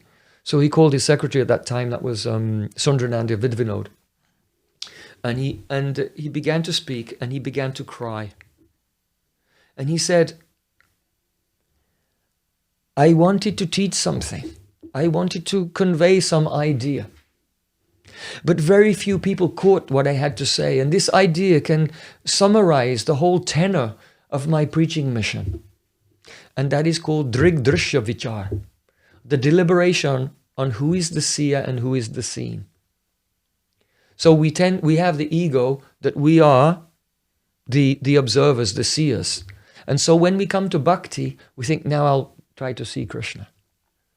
But Prabhupada used to say, we don't go before the deities to see the deity, we go before the deity that Krishna will see us. Yes. Huh? And so this is a very profound thing, because all the transcendental substances, Mahaprasadi, Govinde, Nama Brahmani, Vaishnave, Sopapunyavatam Rajan, Vishwaso Navajayate, all the transcendental substances, Mahaprasad, we cannot see. It's aprakrita, it's supernatural. Aprakrita vastu nahi prakrita gocha. But the Mahaprasad, being non-different from Krishna, can see us. The Vaishnavas, we don't really see them with our mundane vision. If we think of Vaishnava as the object of our vision, we'll never know him. Once there was a Dharma Sabha, a meeting of Vaishnavas, and one Vaishnava that was there was saying, I knew Srila Bhaktivinoda Thakur, and I used to give class on Bhagavad Gita, and he used to come to my Bhagavad Gita. He used to hear my Bhagavad Gita class. And Srila Bhaktisiddhanta Thakur stood up. He said, you have never seen Srila Bhaktivinoda Thakur. And then he said, what do you say? I went to him many times. I used to go to his house. You were just a little boy running around. He was very kind to me. He used to give me prasadam. He's not rude like you. Srila Bhaktisiddhanta Thakur said, as long as you think that Srila Bhaktivinoda Thakur is the object of your vision, then you'll be cheated. Rather, you should think that you are the object, you want to become the object of the merciful glance of Srila Bhaktivinoda Thakur. Then you can realize his esteemed position as the eternal associate of Chaitanya Mahaprabhu, and as Kamala Manjari, the near and dear maidservant of Radhika, serving always under the guidance of Rupa Manjari. Yeah. So the Prakrita Bhakta, the devotee in the initial stage of spiritual life, they bring with them from the material world the ego that I am the seer. I can see, my senses are capable of perceiving the divine reality, including the name. I am chanting. My tongue can produce the name. But a person who has heard that the name is transcendental, that the name is non-different from Krishna, then if they think I can produce the name by my tongue at will, at any moment, that is to think that the Nam, the holy name, is Jivadeen, under the control of my tongue. This is the 10th offense to the holy name. Aham mamadi paramo, shutva nama mahatmyam, ya priti rahito dhamma, aham mamadi paramo, namni sopya parada krit. So in the commentary on that, Sanatana Goswami Pad says that after hearing so many instructions of the name, about the glories of the name, if you don't have affection for the name, and you think I am superior, the names, I just control it. I just move my tongue and I produce the name. I produce God. Right. What are you thinking? That's a Prakrita Bhakta. That's a materialistic devotee. So Rupa Goswami prays, Narad Vinod Jivana Sudurmi Niryasa Maduripura Tam Krishna Nama Kamaspurme Rasena Rasane Sada. O Nam Prabhu, you who give life to the Veena of Narad. That means that when Narad Muni sings, Jai Jai Radharamana Haribo, he doesn't even pluck his veena. The veena comes alive and plays itself. Right. Oh, holy name, you are like the crest of a wave in the ocean of sweetness. You kindly fulfill my desire, and you do spurt, you manifest yourself on the tongue. Nam is an avatar. Kali Kali, Nama Rupa Krishna avatar. The avatar of Krishna in this age of Kali is his holy name. Yeah. So the holy name descends and takes over our senses. That's why the famous verse is there. Atashi Krishna Namadi Nabhaved Grayamindriya. Because the name, form, qualities and pastimes of Krishna, they are not perceptible by our senses, but sevan mukhi jivado. When the tongue is engaged in service by continually chanting, after some time, swayameva spuratyada. Then there's spot, or the bursting into your experience. Yeah. The spot is a noun, the verb is spurati. He bursts into your consciousness and reveals himself. That's the holy name. So that's actual chanting. And before that, we do like Nama Parad and some Nama Bas. Right. And then when the Shuddha Nam appears and it takes over one's pran. It's aprakrita. The holy name is aprakrita pran, supernatural pran. And it takes over all of your pran. That's why Mahaprabhu says, Param Vijayate Sri Krishna Sankirtanam. All victory to the holy name. That means I should become completely possessed. All my pran, my mind and senses should be completely co-opted by the holy name. And then just as our pran and senses reveal to us the material world, so when they become spiritualized by the appearance of Nam Prabhu Shuddha Nam on our tongue and other senses, Jivado, means beginning with the tongue and then all the other senses. Yeah. Then that aprakrita pran, the supernatural pran of the holy name, gives us the perception of Goloka Vrindavan. I want to leave. This is amazing. You're just taking us on a whole ride of different verses and concepts and things, and of the tattva is really wonderful. But I do want to leave time for what we kind of spoke about. Yes. Of what we want to talk about is the Bhagavata Parampara of Bhaktisiddhanta Sarasvati Thakur in honor of him and his 150th anniversary. Maybe we can start with to kind of frame the controversy, you can say, maybe the criticism of it. Maybe I can start, and then you can also talk about that. But and then kind of what you have researched about and what you can tell about it. So the concept being Bhagavata Parampara, is it a bona fide parampara? And because there are people who say that the line is either broken or there's no such thing or things like that. Yeah. So maybe you can also elaborate on that, on the controversy itself. I'm very grateful for this opportunity to discuss this subject, because it is something that if devotees haven't come across it yet, they're bound to come across it at some point in their life. Yeah. And it can be really unsettling. It can be really disturbing that your guru and Srila Prabhupada, and then for me, Srila Bhakti Pragan Keshava Goswami, Srila Prabhupada's sannyas guru, and then Srila Bhaktisiddhanta Thakur, Srila Gaur Das Babaji Maharaj, Srila Bhaktivinoda Thakur, Jagannath Das Babaji Maharaj, Baladeva Vibhushan, Vishwanath Thakur, Narottam Das Thakur. We know our parampara, and we've heard it. Evam parampara praptam imam raja sayovidu. The knowledge is passed down from person to person, and if the chain is broken, then yogo nashta parantapa, the knowledge is lost and everything, and we know it's a parampara. And then it happens at points in a devotee's life, and they find out, Srila Gaur Das Babaji Maharaj didn't have diksha from Srila Bhaktivinoda Thakur. Srila Bhaktivinoda Thakur didn't have diksha from Srila Jagannath Das Babaji Maharaj. Srila Jagannath Das Babaji Maharaj he never even met Srila Baladeva Vibhushan. Right. Srila Baladeva Vibhushan never even met Srila Vishwanath Thakur. Vishwanath Thakur never even met Narottam Das Thakur. I mean, from a historical perspective. Right. Because they're all together. Right, they're with each other in Gaura Lila, in their Gaura Parshad Swarups, and they're with each other in their Manjari forms in Krishna Lila as well. But anyway, in this world, from a historical point of view, it seems that there are gaps in the historical continuity, and then we hear that Srila Bhaktisiddhanta Thakur spoke about this thing called the Sri Bhagavat Guru Parampara, and so people make this criticism that he just made this up. He made up the parampara and the whole concept of Bhagavat Guru Parampara is not valid, and it's not in the scriptures anywhere. So I'm not approaching this as an apologist on behalf of Srila Bhaktisiddhanta or Thakur, because there's nothing to apologize about. Those who are criticizing him, and I really don't recommend ever criticizing anything that Srila Bhaktisiddhanta Thakur has said. He's such a person, such a divine transcendental genius, with such a profound understanding. If there's something that you disagree with, it's because you're wrong. And you really have to try to find someone who can explain the subject to you. Yeah. So I'm not doing apologetics for Srila Bhaktisiddhanta Thakur, because the very accusations against him simply reveal that the persons who are making the accusations, they're not actually deeply steeped in Shastra, or even deeply steeped in the tradition and spirit of Gaudiya Vaishnavism, even. And so my Gurudev, he wrote a book called Prabandha Panchakam, and within that there was a section on the Sri Bhagavat Guru Parampara, what he'd learned, the rebuttal of the accusations that he'd learned from his Guru, Srila Bhakti Pragyan Keshav Maharaj. So when I was quite young, I had the service of translating that. And so the controversy was even since back then, like since yeah. It's not a new thing. Not a new thing at all. Right. It immediately erupted.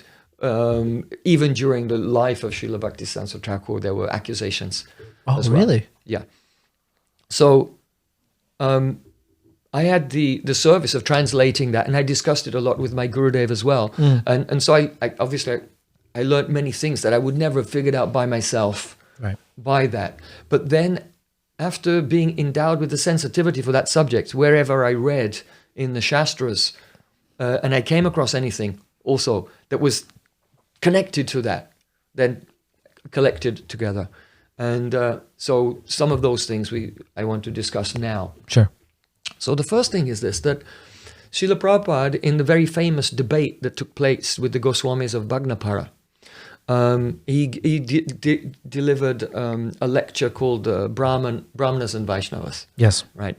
So there he describes that in the Indian historians have noted that if you study the Vedic scriptures, that there were historically different types of traditions through which transcendental knowledge were conveyed. So in the Vedic scriptures, you have sects or methods, traditions such as the Sattvatas, the Vaikanasas, the Karmahinas, the Vaishnavas, the Pancharatras, the Bhagavatas, and these are different ancient traditions passing down Vedic knowledge. He said, but now at this time in Kali Yuga, they're practically all become extinct.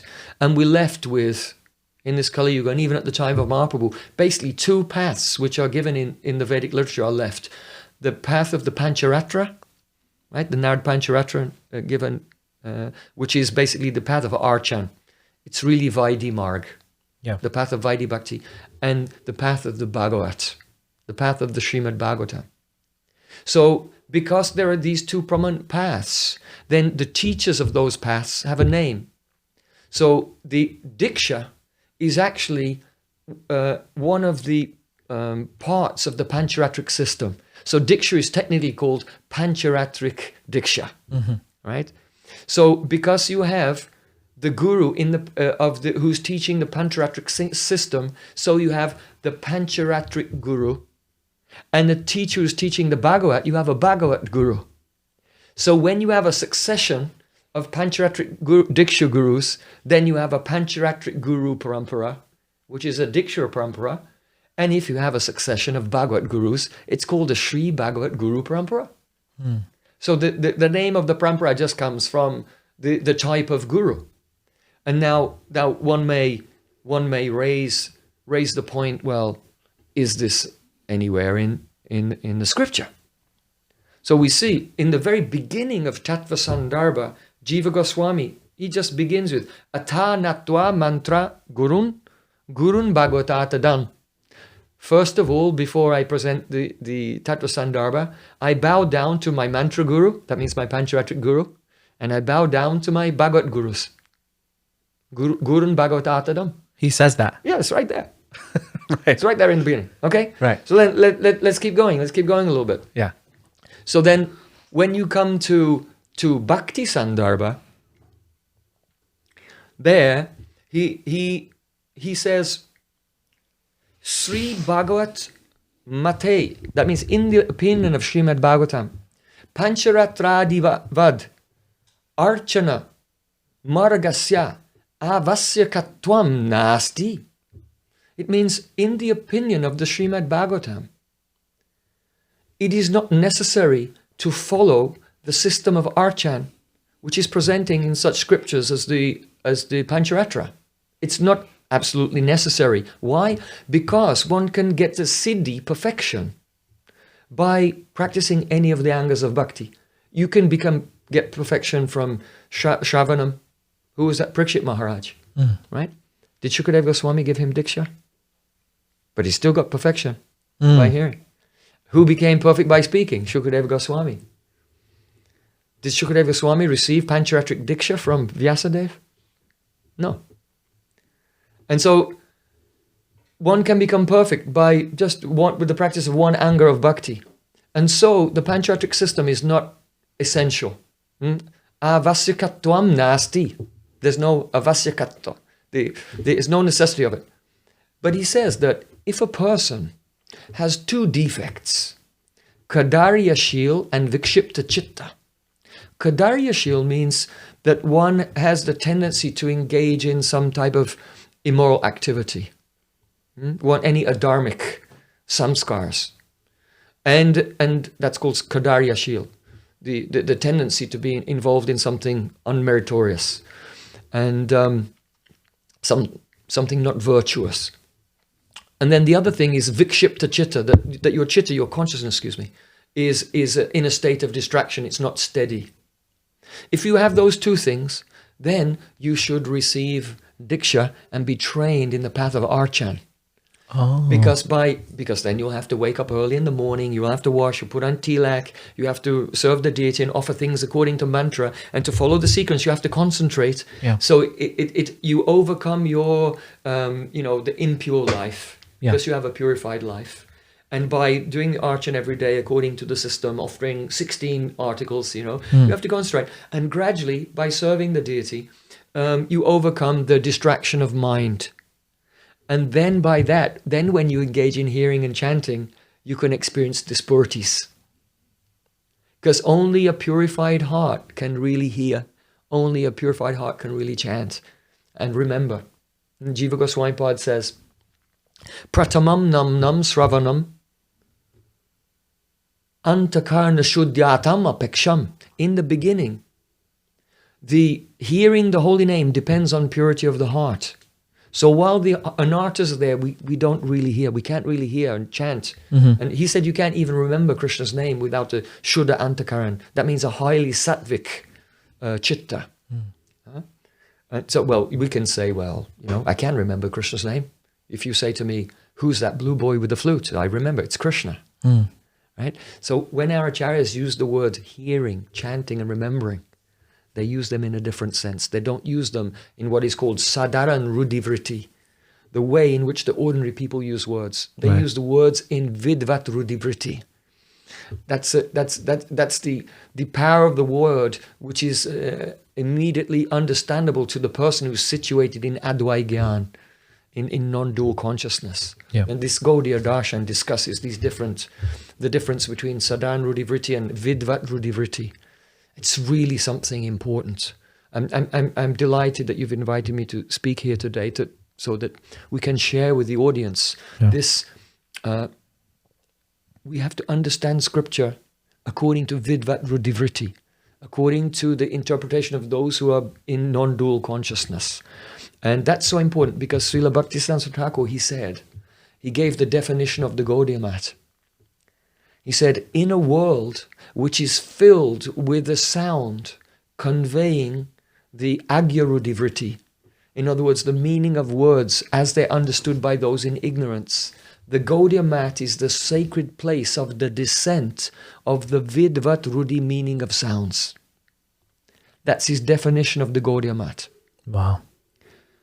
In other words, it's a place where we don't interpret the scripture according to the way that words are used in conventional usage among conditioned souls.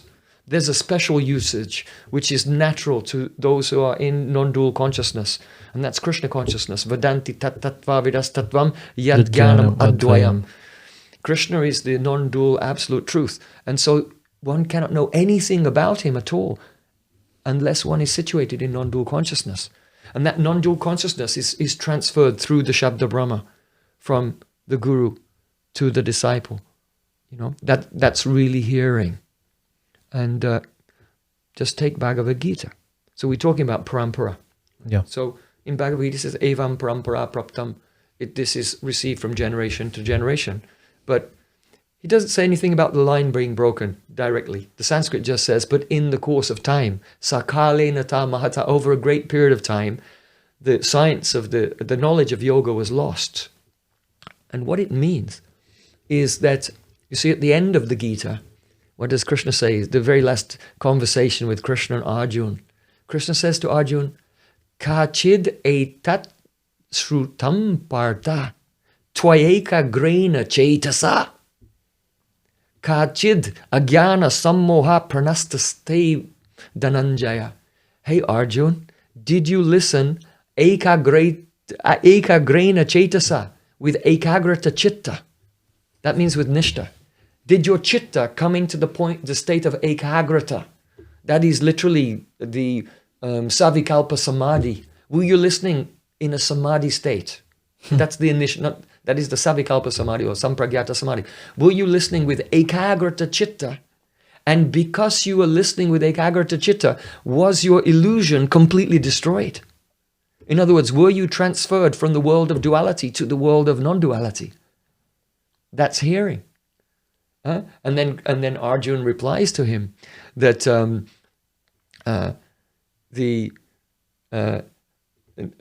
Nashto moha smriti labda. My moha, my bewilderment has been destroyed now. Smriti labda, and now I'm doing smaran. That means I'm having a direct internal realization of the absolute truth. So now, if you come back to the subject of parampara, let's say there's a guru and he gives diksha to a disciple, but the disciple has not been purified to that state of ekagrata chitta. And therefore the sound that came was, it was obstructive. That's called mayika vyavadan.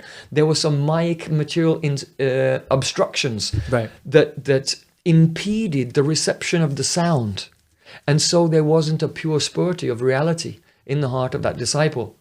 And so when the sound becomes obstructed by mayika vyavadan, some material obstruction due to a lack of surrender, a lack of sacrifice, any type of worldly ego or offenses, then the disciple, instead of getting the pure spurti, the spot dharma, the bursting of the reality of Krishna in his heart, then what does the disciple get? He gets parichchina gyan, pieces of data, information. He gets pieces of information. Krishna's blue, he plays a flute, he lives in Vrindavan, his mother's name's Nishoda. This is information. This is data. And it's limited. It's not actual transcendental knowledge. The transcendental knowledge is seeing. Seeing Krishna, seeing Mother Yashoda, hearing his flute. And so he gets parichchina gyan, limited pieces of information. He gets vikrita gyan, that means distorted knowledge. He gets sankirn gyan, that means not fully, the details of what's being described haven't opened in his heart. It's contracted, and sankir means contracted but also mixed. So it's mixed with just material conceptions. And vivarta-grasta gyan, these are 4 types of knowledge. Parichchina gyan, vikrita gyan, sankirn gyan, and vivarta-grasta gyan, like a total upside-down understanding of things. For example, someone may say, the guru may say, Krishna is very beautiful and he danced. The gopis leave their husbands and go to meet with Krishna in the middle of the night. And someone who's really in ignorance will think, well, that's not very moral. I think I'll worship Lord Ram. He's more religious than this Krishna. You must have met people. Oh, sure, yeah. Who have that kind of fear. Yeah, it's like completely vivarta grasta gyan. So the Krishna's, let's say you have a parampara and the guru, he's even realized, but he speaks, but the disciple is not surrendered and he doesn't have that direct experience in his heart. Okay, the Guru passes away. Now this Diksha disciple, the Diksha disciple, now becomes a Guru to the next generation. But what's the quality of his sound? He can't reproduce that divine sound that will give a spurti, the actual realization of the reality to the next generation. And then his disciple doesn't realize anything. But he leaves and then he gives Diksha as well. So that's a Diksha Parampara. Huh? So now where's the absolute infallibility of the unbroken line? You can have a completely unbroken line that completely yogo nashta parantapa, the divine knowledge is not there. It depends on each of the links and how elevated where the realization came, and it was in a competent way transferred to the. That's why it's called Shabda Praman. Shabda Praman. Sound is the proof. How do you know that Krishna's God? Well, when you listen, you see him. Oh yeah, he's God.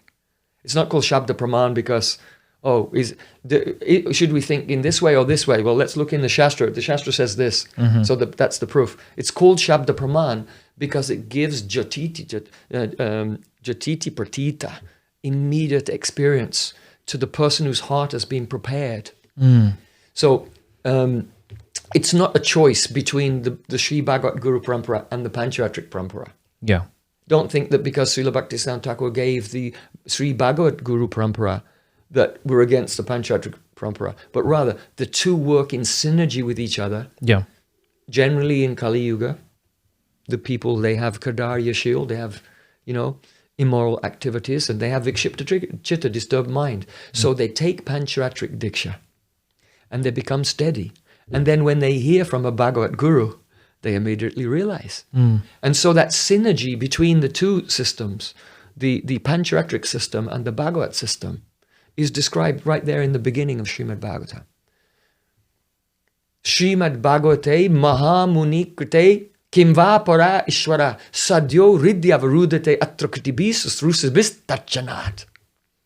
In the second verse of Srimad Bhagavatam, there it says, the Srimad Bhagavatam was presented by Mahamuni. We can take to be Vyasadeva, but there's a deeper subject here. That Mahamuni is actually Krishna. Because he's a Muni, that means he's always meditating, doing manan, he's always thinking about Radharani's Mahabhav. So Krishna's Mahamuni. Krishna himself has manifested the Srimad Bhagavatam in this world. Sadyo Ridyavad, immediately, when one desires to hear the Srimad Bhagavatam, Ridyavarudate, Krishna is captured within the heart. That means you get prem. You realize Krishna and get prem. Krishna's only captured and can't leave you when love is awakened.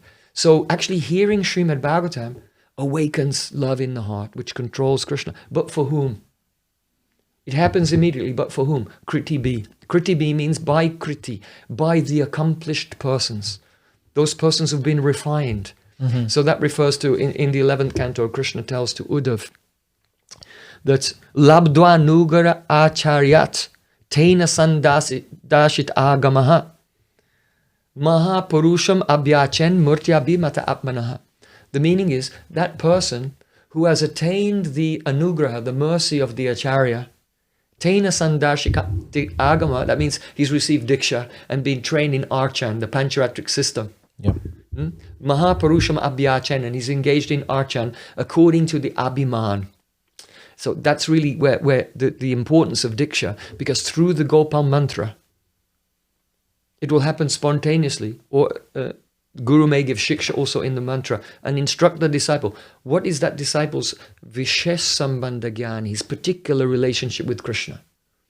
And so through the Gopal mantra, you become established in what your relationship is. Are you love Krishna like a parent, or like a friend, or like a beloved, like a maidservant of Radhika, like that? That realization of Sambandha Gyan comes from the Gopal mantra. And then when we chant the Hare Krishna mantra with Sambandha Gyan, then it becomes Sankirtan. Sankirtan means kirtan with Sambandha Gyan. Without the Sambandha Gyan, our chanting will not become pure. We'll chant Namabhas at the most. So that's what the Diksha process is, that it awakens our relation with Krishna. So here, Sadyo Ridyava Rudate Kritibi Susrushibis Tachanat. When Kritibi, by the persons who've been refined by the Pancharatrik system, when they've overcome their disturbed mind and their immoral behavior, they become purified. Then when they hear Srimad Bhagavatam, they immediately have realization and the love starts to rise up in the heart. Like this. So this is the synergy between the two systems. So what's the criticism then if there's a synergetic relationship between both, that we need both? So then, well, isn't that what... everyone doesn't need both. Because let's say some very highly qualified persons, they're born with complete concentration from the previous life. So they don't need that person the wouldn't need Pancharatrik Diksha. That's why Jiva Goswami said, in the opinion of the Bhagavat, the Archan Marg isn't necessary. But if you have these two things, then you should do the Archan Marg, and the two will work together. Right. Like this. So now I just want to retrace a little bit and look at the evidence for the two types of gurus. So in Bhakti Sandarbha, Jiva Goswami speaks about how one can overcome all anarthas by serving two types of gurus. And one of them is called he says, mantra upadestrinam, by those gurus who give mantra. And the other he calls it the Shastra Artha Upadestrinam, by the gurus who don't give mantra, but they instruct you in the meaning of the Shastra, particularly in our tradition, Srimad Bhagavatam. Right. So again, he's showing how one can go through anartha nivritti and attain perfection from two types of gurus.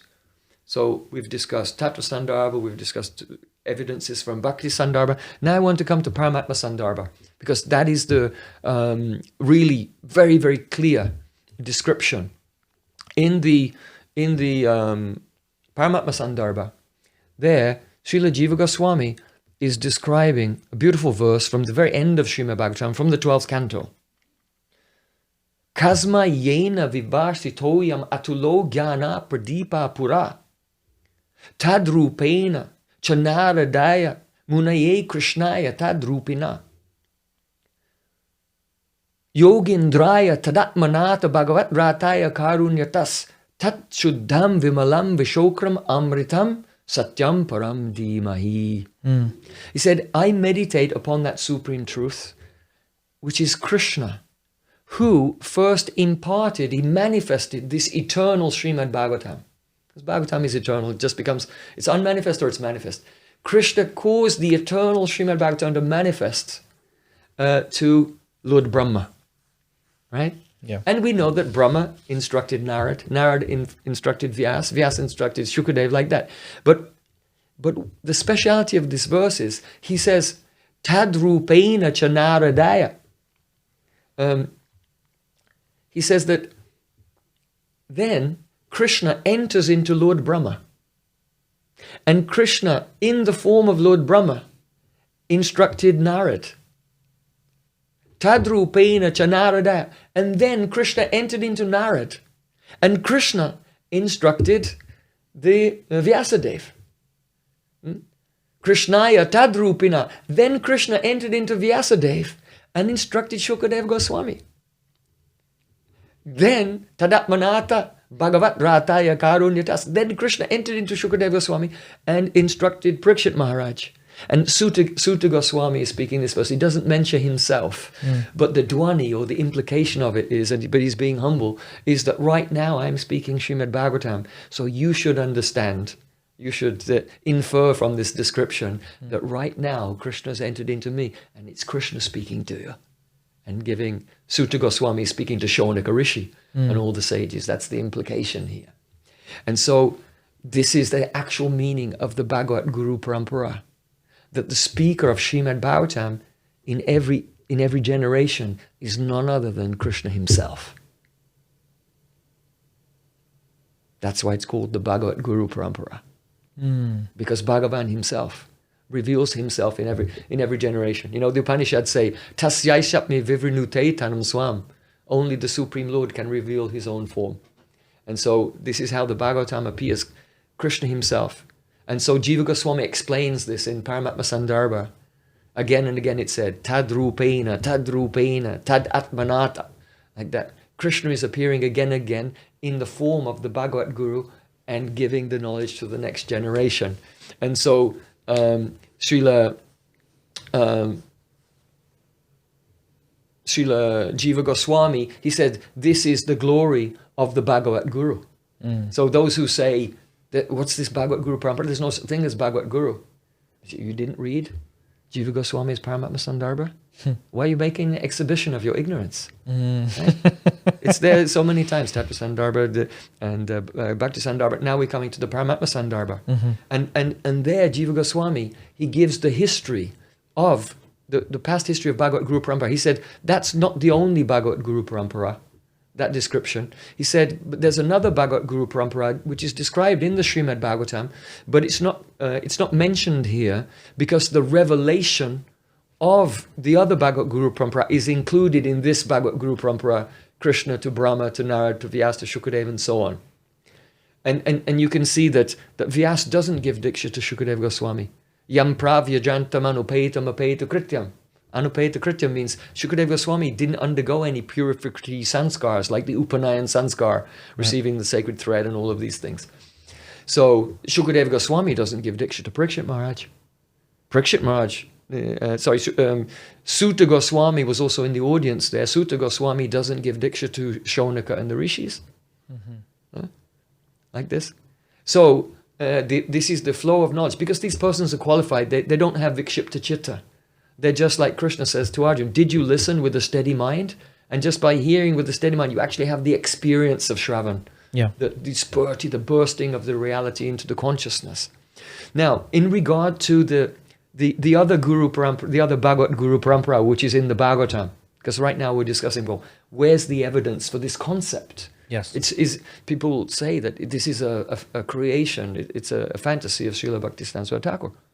But no, this is a profound tradition, and I might add that Chaitanya Mahaprabhu's emphasis is on this tradition more than the Pancharatric side of things. And we'll discuss that in detail later, how Mahaprabhu put more emphasis on that side. So now we're coming to, Jiva Goswami said, look at the third canto. In the third canto, in the very first verse of the third canto, Sridhar Swami, he says, Dveda hi Srimad Bhagavata Sampradaya Pravritihi. The Srimad Bhagavat Sampradaya, he's saying here the Bhagavat Sampradaya. It has two forms. And one is the Ekata Sanksheptata Sri Narayan Brahma Narad Adi. So that's the one we've already discussed, Krishna to Brahma to Narad. Yeah. And then he says, Anyatas Vistarataha Shesha Sanat Kumar Sankyayan Adi Dwarena, which means there's another line, it comes from Sankarshan. So Sankarshan instructs Sanat Kumar instructs Sankyayan Muni. Sankyayan Muni has two main disciples, one is Parashara and the other is Brihaspati. So coming from Sankyayan to Brihaspati, his disciple is Uddhav. So in the third canto, especially third canto, chapter 8, also this parampara is given because you have the situation of Krishna has left this world. And Krishna has told Uddhav, you have to stay. All the Yadus have gone. Uddhav is also a Yadu, but you have to stay. Krishna said, you have to stay. And I want you should go to Badrik Ashram and meet with the sages there and speak Srimad Bhagavatam to them. But on the way, you'll meet with Vidura. So in the third canto, you have this Vidura's traveling, because he was on the pretext of being insulted by Duryodhana. It wasn't really the insult of Duryodhana, but on the pretext of the insults of Duryodhana, he leaves everything and he goes on Tirtha Yatra. Yeah. Right? So during that time, the Yadu dynasty disappeared from the world. But he's not in touch with anyone, so he doesn't know. So when he meets Uddhav, it's a very pathetic scene. And Vidura says to Uddhav, oh, how is Krishna? And how are the Yadavas? And Uddhav is burning in separation. And he just loses consciousness. And he goes into a trance. And then in Srimad Bhagavatam it says, Shanaka Bhagaval Lokan Nilokam Puna Agataha Vimridja Netre Viduran Pricha Uddhava Utsmayan. It said, slowly, Uddhav returned, Bhagaval Lokan, Rilokam Puna Agata. He returned from the planet of Krishna. He returned from Krishnalok back to the world of human beings. In other words, when he went into trance, He was feeling so much separation from Krishna. He went into trance and he saw himself with Krishna in the eternal Dwarka face to face. And then he comes back, Shanakaya means slowly, he comes out of his trance back into external consciousness. Vimridja netra, and he's wiping the tears from his eyes. Pritya, with great priti, with great love. Uddhava utsmayan, Uddhav is smiling and he addresses Vidura. So the question comes, why is he smiling and speaking with such affection for Vidura? And the reason is that when in his separation he went into samadhi and found himself with Krishna in the spiritual world, after some time Krishna said, "Oh, Uddhav, Vidura is there on earth and he's asking you a question. You should reply to him." And so Uddhav, by Krishna's mercy, he came out from his trance and he's wiping away his tears and smiling at the same time that Krishna loves you so much. To Uddhav, to Vidura, right? Then Vidura is crying because Uddhav tells him what has happened, and Vidura is crying uncontrollably because Krishna, for whom he has so much love, Krishna came to Vidura's house. He didn't go to take the fancy feast at Duryodhana's place. He came and ate the banana peel of Vidurani, Vidura's wife. So that very Krishna, just before leaving this world, he told Uddhav, go and meet with Vidura. So it means Krishna remembered him just before leaving this world. And only thinking that, his heart was just breaking. Krishna remembered me at the last moment, and he was feeling so much separation. Wow. And then, of course, the story, because it's important in spiritual life to observe Vaishnava etiquette.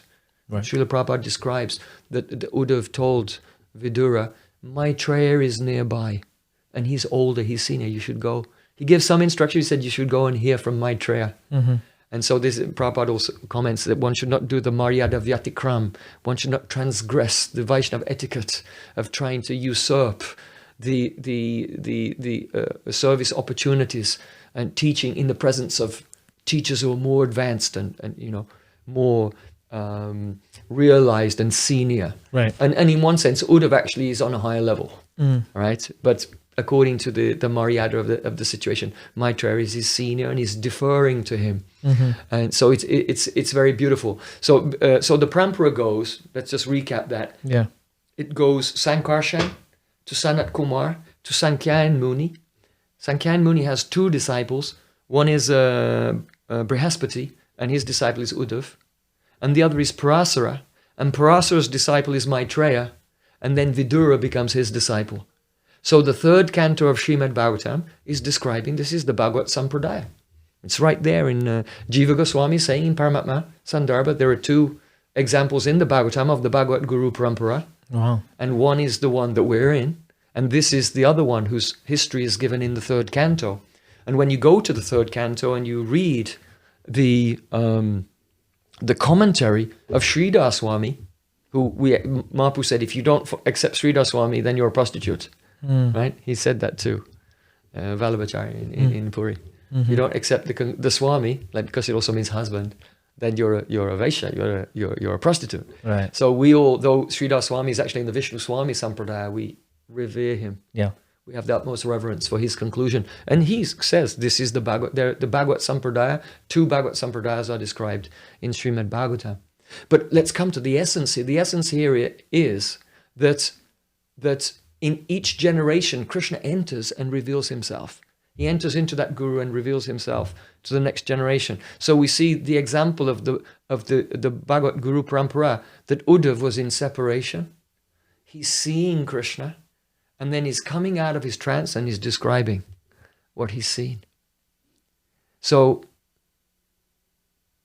the person who's hearing with a pure heart, he will see the same thing. That's the Gaudiya, that's why it's called Gaudiya Darshan. Yeah. The seeing through the ears, through Tekshitapat. Yeah. So how can that parampara be inferior anyway to a marg where Archan, Diksha is part of Archan marg, one of the angas of Archan. Yeah. So how can it be inferior to that in any way? That the guru who's seeing Krishna directly in his trance is then transferring and putting the disciple into a trance.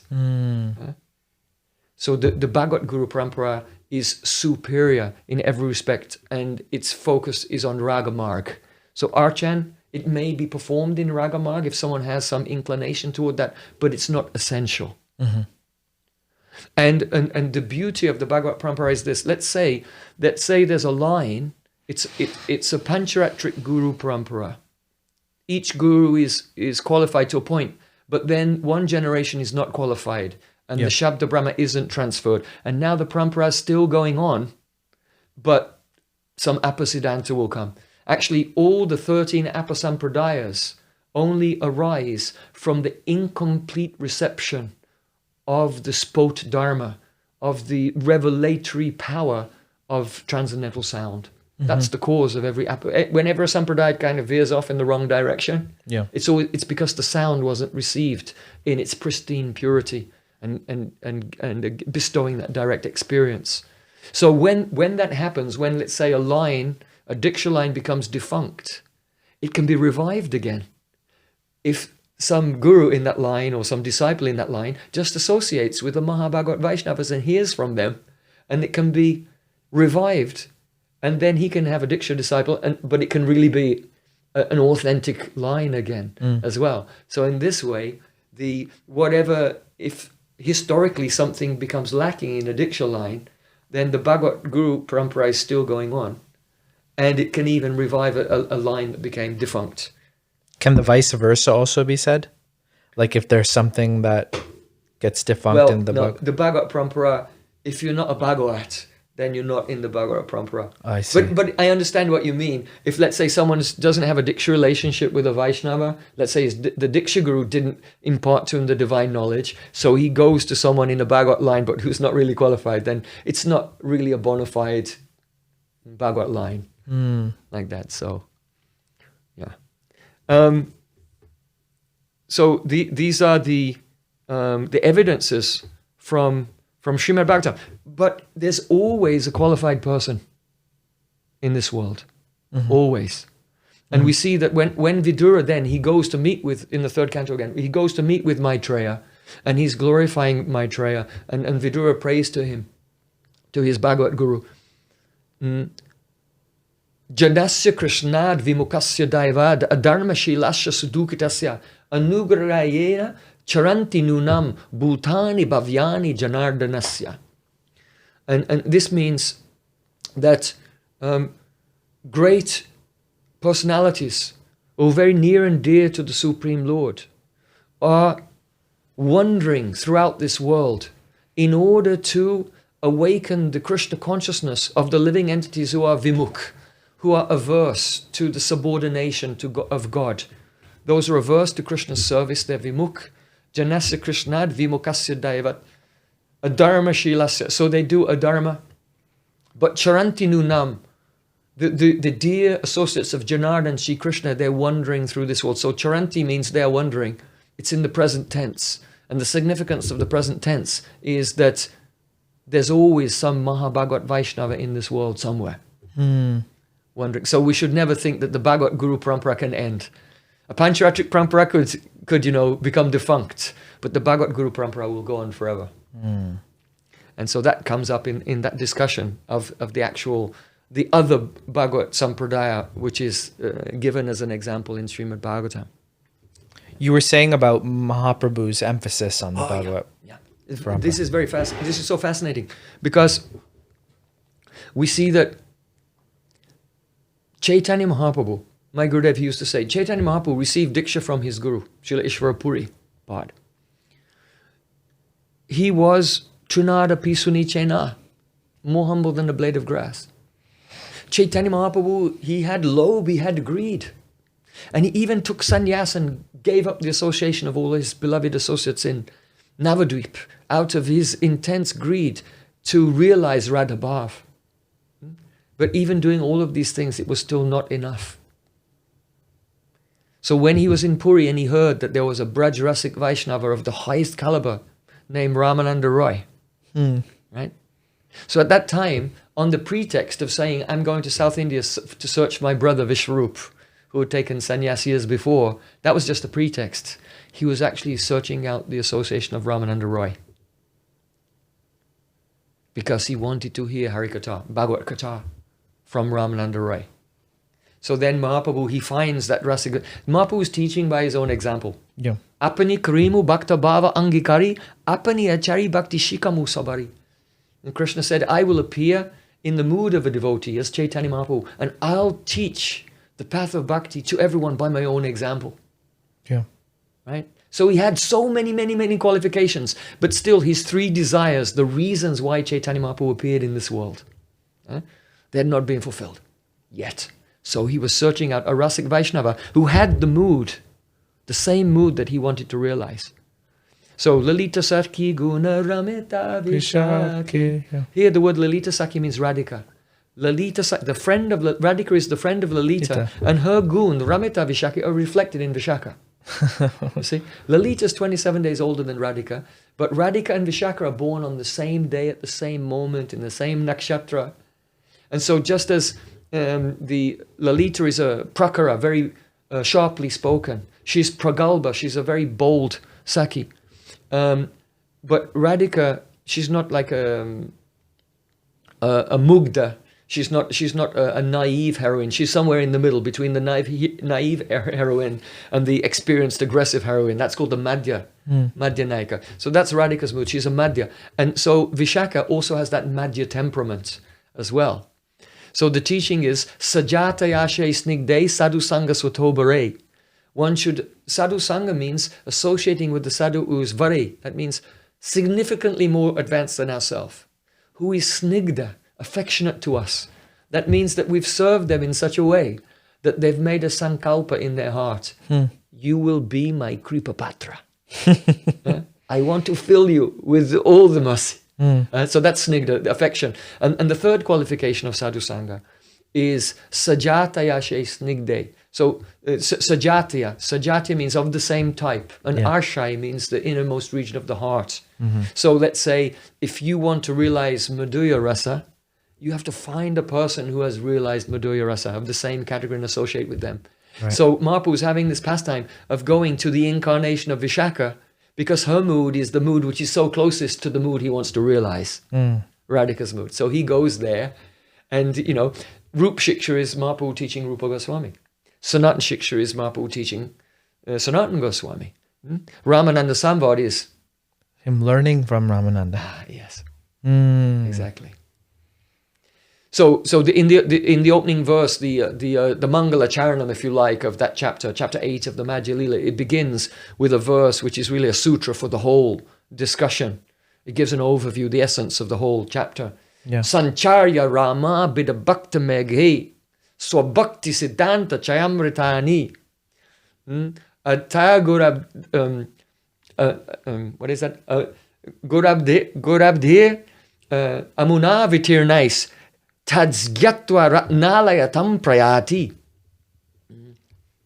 So the meaning is that Ramananda is like a cloud. Sancharya Rama bida bhakta meghe. And Mahaprabhu is like the ocean. So the cloud comes from the ocean. So Mahaprabhu is Krishna, the Supreme Lord. And all the gopis are his Shaktis that will come from him. So Ramananda has come from Mahaprabhu. So just as a primitive person might not know that the cloud actually comes from the ocean because it's invisible. So an ordinary person doesn't understand this Ramananda is just not like the governor of Raja Mahendri. He's actually the Shakti of Mahaprabhu himself. So that relationship is given. Yeah. And then when Ramananda speaks Harikatha, so Bhaktisiddhanta Chamritani, the Siddhanta of Bhakti is the rain coming from the cloud of Ramananda Rai into the ocean. And then what happens? Gorabdi Eta, this Mahaprabhu, Amuna Vitirnais Tadzgyatva Ratnalayatam, the ocean becomes Ratnalay, filled with jewels. So the idea here is that there's a poetic metaphor that if rain falls at the time of a stellar constellation, the Swati Nakshatra, it says that rain that falls at the time of the Swati Nakshatra, when it goes into the ocean, it produces jewels in the ocean. And so the auspicious moment of the meeting of Ramananda Rai and Chaitanya Mahaprabhu was like that moment of Swati Nakshatra. Ramananda Rai is the cloud, Mahaprabhu is the ocean, the Qatar is the rain, and then Mahaprabhu had realizations that he never had before. That's the appearance of the jewels. Wow. He began to realize Radhabhav, the reason why he came to this world. After the manifested Ramananda. in his heart. Yeah, this is the meaning of it. So Mahaprabhu is giving us the example that it was actually his Bhagavat Guru, hearing the Bhagavatam, hearing the Rasakatha from Ramananda Rai, which fulfilled the desires for which it really appeared in this world. Wow. Now, you're asking about the emphasis. Let's move on to the next generation. We're Gaudiya, that means we're the followers of Chaitanya Mahaprabhu. But on what basis are we in the Parampara of Chaitanya Mahaprabhu? On what basis? Did Mahaprabhu give Pancharatric Diksha to anyone? Not that I know of. No, he didn't give Diksha to anyone. That's why I'm saying Chaitanya Mahaprabhu put the emphasis on the Bhagavat Parampara by not giving Diksha to anyone. He enlightened so many persons. But by Kirtan and Harikatha, that's the Bhagavat mark. But don't they say something like Rupa Goswami was a disciple of Chaitanya Mahaprabhu? No, he didn't give Diksha to Rupa Goswami. Rupa Goswami's Diksha was from Sanatana Goswami. Right. Yeah. And then, so now Rupa Goswami, Sri Chaitanya Manobhishtam Stapit, he's the main conduit of Mahaprabhu's mercy in this world. And who do we follow? Rupa and Raghunath. Did Rupa give Diksha to Raghunath? No. Right? So then we come to Krishnadas Kaviraj Goswami. Did Raghunath Das Goswami give Diksha to Krishnadas Kaviraj? There's a line in Vrindavan that say he received Diksha from Raghunath Bhatta Goswami. But in Chaitanya Charitamrita itself, it says the H.I. Shiksha Guru, H.I. Gosai, Shiksha Guru Ke Ama. These 6 Goswamis, they're my Shiksha Gurus. So he personally says that they're all his Shiksha Gurus. He doesn't say that any one of them is his Diksha Guru. Like this. Rupa Goswami. If we're Rupa Nuga, Gaudiyas have the Abhiman. They're proud to, not of themselves, but proud to be followers of Rupa Goswami because he's so wonderful. They consider, but on what basis do we consider ourselves to be Rupa Nuga? To whom did Rupa Goswami give Diksha? Only one person, Jiva Goswami.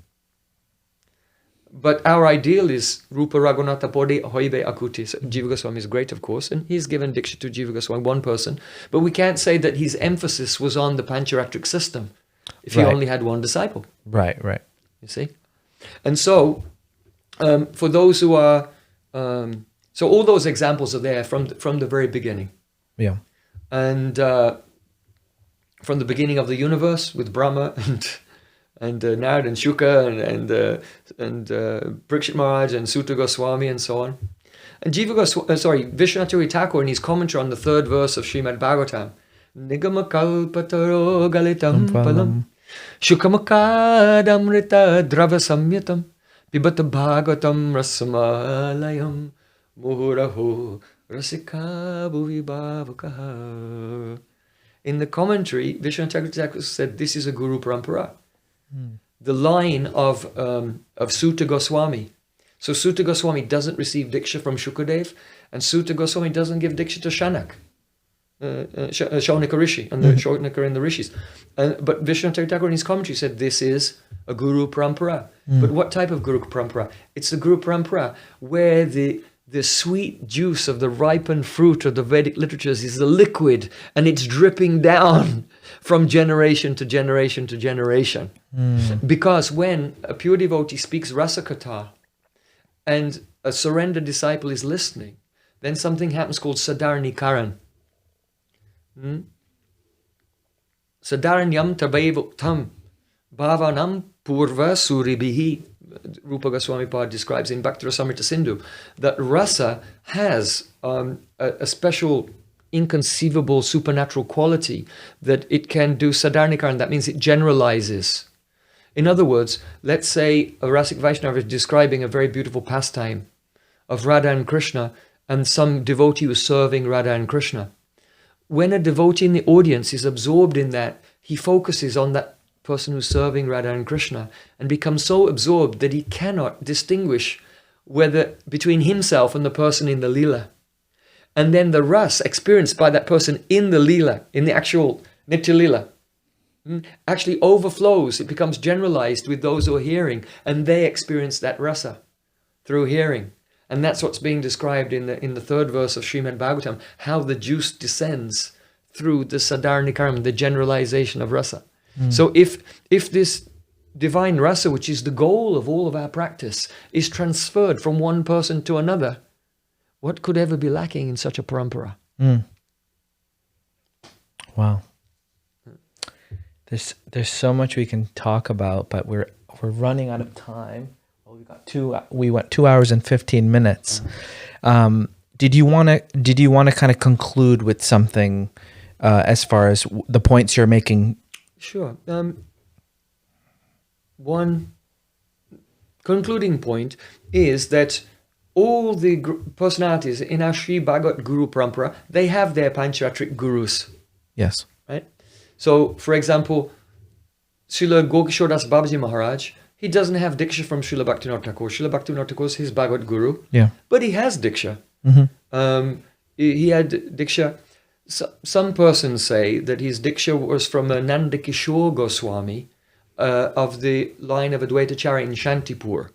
But Akinchan Krishna Das Babaji Maharaj, the Bhaktisiddhanta Thakur disciple, he said that actually his Diksha was from one Nimai Chand Goswami in the line of Janava Thakurani. Then you have Srila Bhaktivinoda Thakur. He doesn't have Diksha from Srila Jagannath Das Babaji Maharaj. His Diksha Guru was Vipina Bihari Goswami. Yeah. Right? So that's in the Janava Paribar also, like that. Then Srila Jagannath Das Babaji Maharaj, he doesn't have Diksha from Baladevi Debushan Prabhu, but his Diksha was from Jagadananda Goswami, who's in the Nityananda family, who are in charge of the Sri part of Shringarvat in Vrindavan. Shringarvat in Vrindavan. Yeah. So the family, it's there. In their previous generations, there was a Jagadananda Goswami. And that was the Diksha Guru of Jagannath Das Babaji Maharaj. But the main person in his life was actually Madhusudan Das Babaji, the great Siddha Madhusudan Das Babaji of Suryakund. And his Diksha Guru was named Uddhav Das. His Diksha Guru was named Udar Das. And his Diksha Guru was Baladev Vibhushan. And so those are the gaps which are not mentioned in the Bhagavat Guru Parampara of the Diksha line connection with Baladev Vibhushan. Yeah. Now Baladev Vibhushan, he doesn't have Diksha from Vishwanath Thakur. Yeah. It's a Shiksha relationship. It's a Bhagavat Guru relation. But his Diksha was from Radha Damodar Goswami, who's in the line of the Shamananda Paribar, like that. And so when Srila Bhaktisiddhanta Thakur, he gave the Bhagavat Guru Parampara. Actually, he was told to do this by Srila Bhaktivinoda Thakur. And so the question comes, what was the necessity of it? All these Diksha lines were going on. What was the necessity of emphasizing in the world the ancient tradition of the Bhagavat Sampradaya? It's a very critical question. Yeah. Why did he do that? Yeah.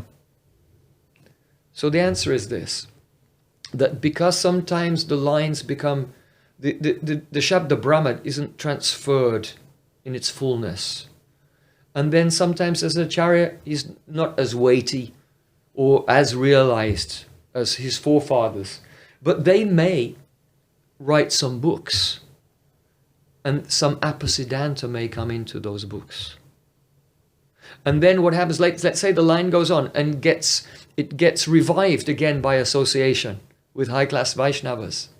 And now the Vaishnavas in that line, they have to respect all of their previous acharyas, right? But you've got this problem that you've got some previous acharyas who wrote some books which had Upakhayane in them. And that's what some chaos was happening at the time of Srila Bhaktivinoda Thakur and Srila Bhaktisiddhanta Thakur, because I'm just giving an example. It was in other places as well. But let's say in the line of Nityananda, the Nityananda Bunks, there were books like Nityananda Bunks Bistar. There were books like Banksi Shiksha. There was Jayananda's Chaitanya Mangal. There was, which other books they're called? They're called Apagrantas. There was, the Nityananda Bunks Vistar. These different books, they'd introduced Bhaktisiddhanta. And so now you have this problem. On the one hand, we have to respect all of our previous acharyas, but that would included in that would mean we'd have to respect their writings as well. But these writings are polluting the sampradaya. So what do you do? The Gaudiya line was being polluted because these apagrantas were being considered on a similar level to the authentic literatures of the six Goswamis, Vishwanath Thakur and others. And so it was necessary to purify the sampradaya, to trace out the pure current of the Rupanuga conception. Oh. And so it's not being rude, it's just a polite way to kind of marginalize the personalities who would introduce some scriptures which were not really helpful for the development of the sampradaya. So he did it to politely marginalize certain persons who into the margins of history and emphasize on the pure current. That's why there's gaps, you can say. Not gaps, but like that's why they're not, all the connections are not Diksha connections. Right. Because even where there are gaps in our line, there, let's say from Vishwanath Thakur to Narottam Das Thakur. So Vishwanath Thakur, his guru, you sing Samsara Dava Nalalita Loka every day. That song was written to his guru, Radharaman Chakravarti. Wow. Right? So, and then his guru was actually Radharaman Chakravarti's father, Krishna Charan Chakravarti. And really, Vishwanath Thakur approached Krishna Charan Chakravarti for initiation. But Krishna Charan Chakravarti said, I'm really old and I won't be able to instruct you for long enough. It's a very poignant point. I won't be able to instruct you for... So you take Diksha from his son, Radharaman Chakravarti, because he will be in the world longer and he can give you guidance for longer. Like that. So he accepted Krishna Charan Chakravarti as like his Bhagavat Guru and took Diksha from Radharaman Chakravarti, and then he left, and then he was further under the guidance of him. So then Krishna Charan Chakravarti was the disciple of Ganganarayan Chakravarti, and he was the disciple of Narottam Das Thakur. So even where the gaps are, the people are there. But those great personalities whom we revere, they are there, but they did not make such a huge literary contribution as, let's say, Vishwanath Thakur and Narottam Das Thakur. So it's not that Srila Bhaktisiddhanta Thakur wanted to give us a parampara that has gaps, or there's, no one has diksha from anyone else or anything. He just gave the main personalities who gave the main important scriptures which are essential for our spiritual life. Yeah. And if we'll follow that, we'll be successful. And so if someone comes and says, no parampara, there's no such thing as the Bhagavat Guru parampara, then all the Shastric evidence is there to prove it. The emphasis is there in the actual lived life and pastimes of our acharyas. Yeah. And we're not denying the Diksha Parampara. That's also wonderful. They work in synergy. And every member of the Parampara has his Diksha Parampara as well. And there aren't any gaps.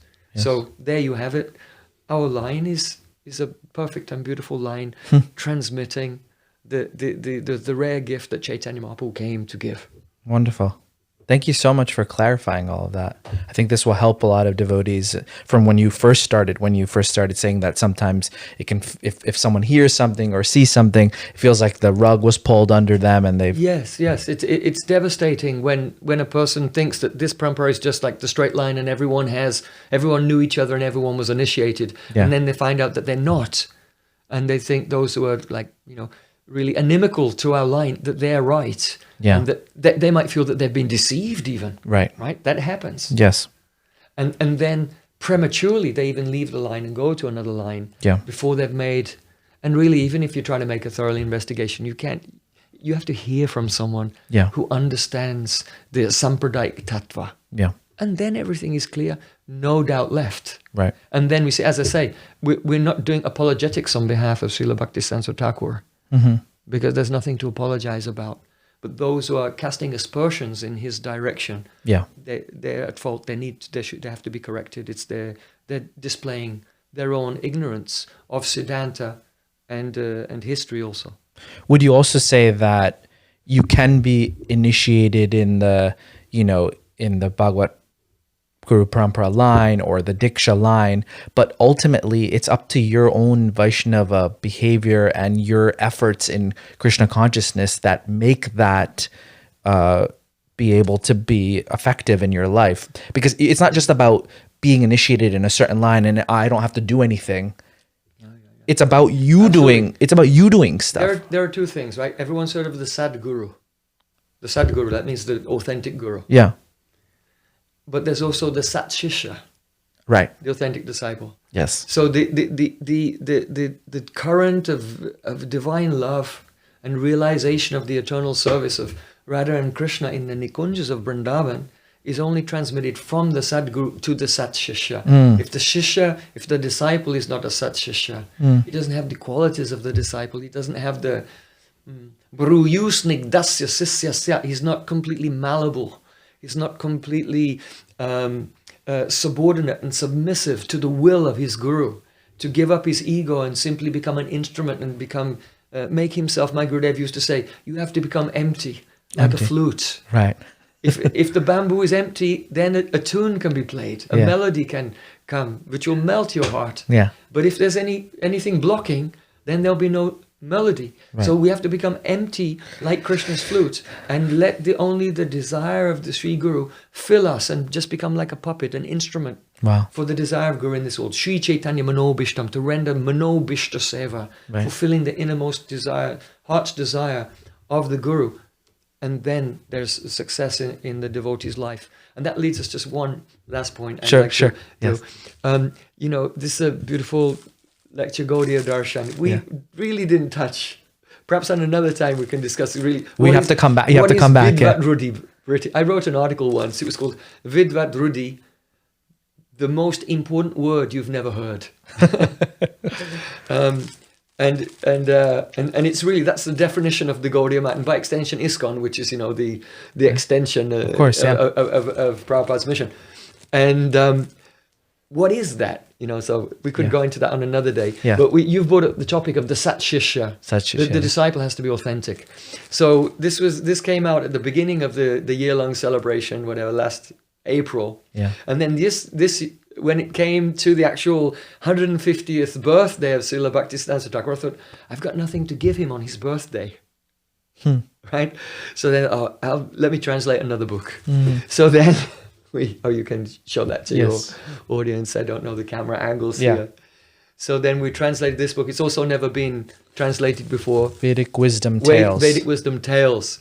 So that people may be familiar with this book, Upakhayane Upadesa, of Srila Bhaktisiddhanta Thakur, many short stories, little anecdotes about the scholar and the boatman and the judge who ate the jackfruit and all these, little stories.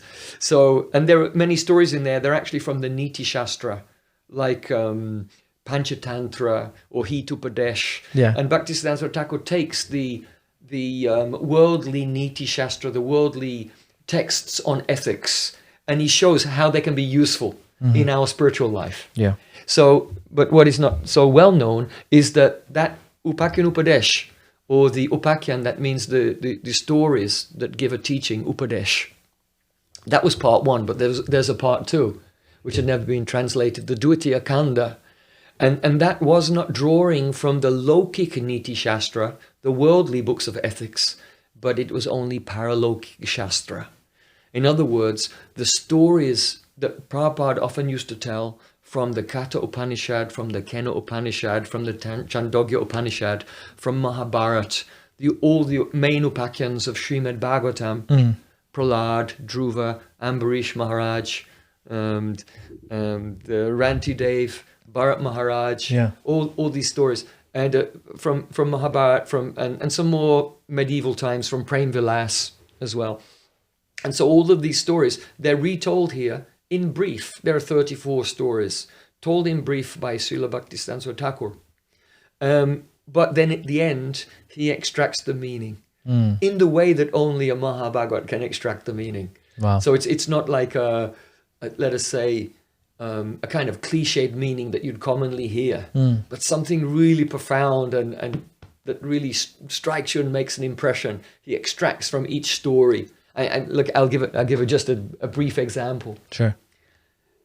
He tells the story of Bharat Maharaj and Rantidev together, side by side. Why? Because Bharat Maharaj, he was in the forest and he was doing his bhajan, intense, and he became very advanced. He had tears of, he attained rati, and tears of love were flowing from his eyes. But somehow he became attached to a deer, and we know what happened next. And he, in his next life, he became a deer. So he lost his way somewhat. Of course, he was a special person. It's an example to teach us, really. Mm-hmm. But Rantidev was trying to help everyone. He was feeding everyone Mahaprasadam. He was preaching. His whole life was dedicated to uplifting others. And then one day, he'd been fasting for 48 days, and he was just about to eat, and then guests kept arriving, and he keeps giving away his food to the guests until there's nothing left except for a glass of water.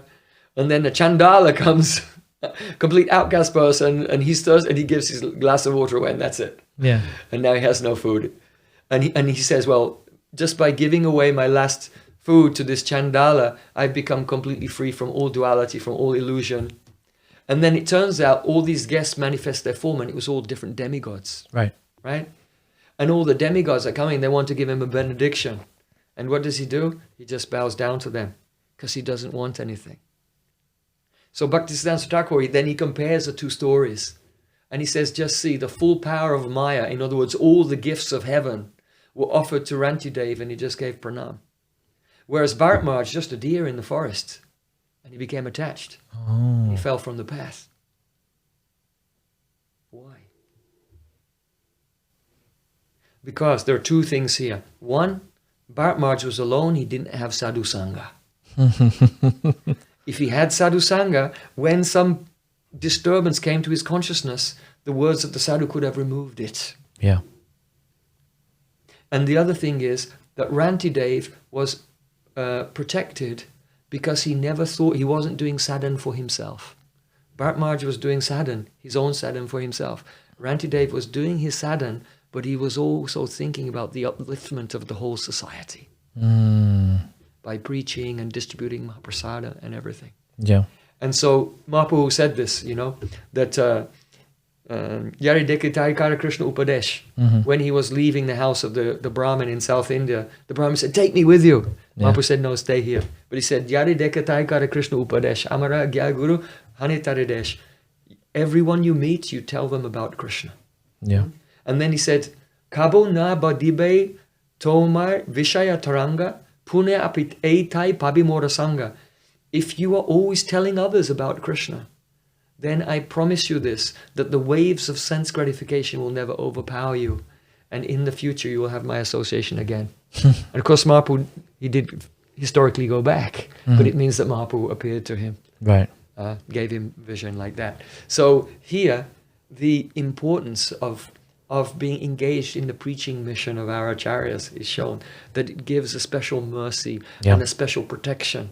So we should be in sadhu sangha, we should do our sadhan, but we should also try to help others. And then even if all the pleasures of heaven are placed before us, they'll not affect us. So this is just an example how Bhaktisiddhanta Thakur, he takes the stories which are well known and he just extracts these beautiful dimensions which are really, really go deeply into the heart. And also, what I've done is at the end of the book, I've given a commentary. And in the commentary, we present, just to help the readers integrate all the stories, because there are many stories on many topics from different times in history. And maybe at the end, you might think, well, what was it all about at the end? Yeah. And so the point is that Bhaktisiddhanta Thakur, through these katars, is giving sanskars of a particular swabhav, that means a particular disposition, a particular vichar, a particular conception, and a particular achar, conduct. So this swabhav, these dispositions, conceptions, and conduct, they are the upadan, they're the ingredient causes of the success of our spiritual life. Right. So in the commentary, I've given the 16 essential upadans, essential ingredients. If we have all these 16 ingredients in our life, then our life will become successful. And if any one of them is missing, all the ingredients, that won't work. That won't be wrong. We'll meet with some obstacles. So in the commentary, I present each upadan with examples from here and there in the scripture, and then give the references where that ingredient is also arising in these 34 stories as well, which ones it is like that. So I hope devotees will derive some benefit from this discussion. I'm sure, and come closer to Prabhupada Bhaktisiddhanta Thakur. Where can we get these from? Yes, I'll give you the details, and please post it in a link. I will post it in the description, but on the back of yours says Chaitanya.Academy. Yes. You could probably find the info there, but I'll put it in the description of this video. I'll give you the information, because persons ordering from India, from Europe and America, different. That should Okay. They should order from. We'll put that in the comments. Prabhu, I'm really sorry to cut it short, but we've gone 2.5 hours, and this has been really, really amazing, informative, and transformational for me. And I really am so honored that you came to talk with us. Thank you so much. It is your kindness and your mercy upon me to give me this opportunity to glorify Srila Bhaktisiddhanta Thakur and all of our acharyas, our Srila A.C. Bhaktivedanta Swami Prabhupada, my Srila Bhaktivedanta Narayana Goswami, all the Vaishnavas who've meant so much to me in my life. And just as a closing words to all the devotees who are listening at home, those who have come under the shelter of Srila Prabhupada and his line, they are very, very fortunate. Never have any doubt in this Parampara. Yeah. Really, it is truly empowered by Chaitanya Mahaprabhu. And if any doubt comes, seek out advanced association. There's always an answer. Yes. There's always an answer. Yes. And because the main ingredient in our spiritual life, my Gurudev used to say, Guru Nishta, loyalty and faith to your Guru and Parampara, is the backbone. It's the spine of bhakti. Yeah. In other words, if your spine is healthy, you can run quickly to your destination. But if your spine is only slightly injured, you have a spinal injury, you're paralyzed, you cannot move. Yeah. Right? So if there's any doubt in your Guru or your Parampara, you become paralyzed in spiritual life. But when you have the nishta, the loyalty, and fixity on your acharyas, then you can run. And after some time, really, the sky will open, and you will see that Bhaktivinoda Thakur and Srila Prabhupada and Vishwanath Thakur and Gaur Kishore Das Babaji Maharaj, they're not like shooting stars that just appeared in the world and disappeared, but they're like so many suns shining above our head at every moment. And when we see that, and they invite us into their eternal Namahat, the eternal marketplace of the holy name, then we can really become an instrument in their service in this world. Thank you for being that instrument. Sri Guru Parampara ki jai, Srila Prabhupada ki jai, Jai. Srila Gurudev ki jai, everybody's Gurudevs ki jai. Gaur Premanande, Hari Hari Bol. Thank you so much. Radha Raman Lal ki jai, Jai Jai Sri Radhe Shyam.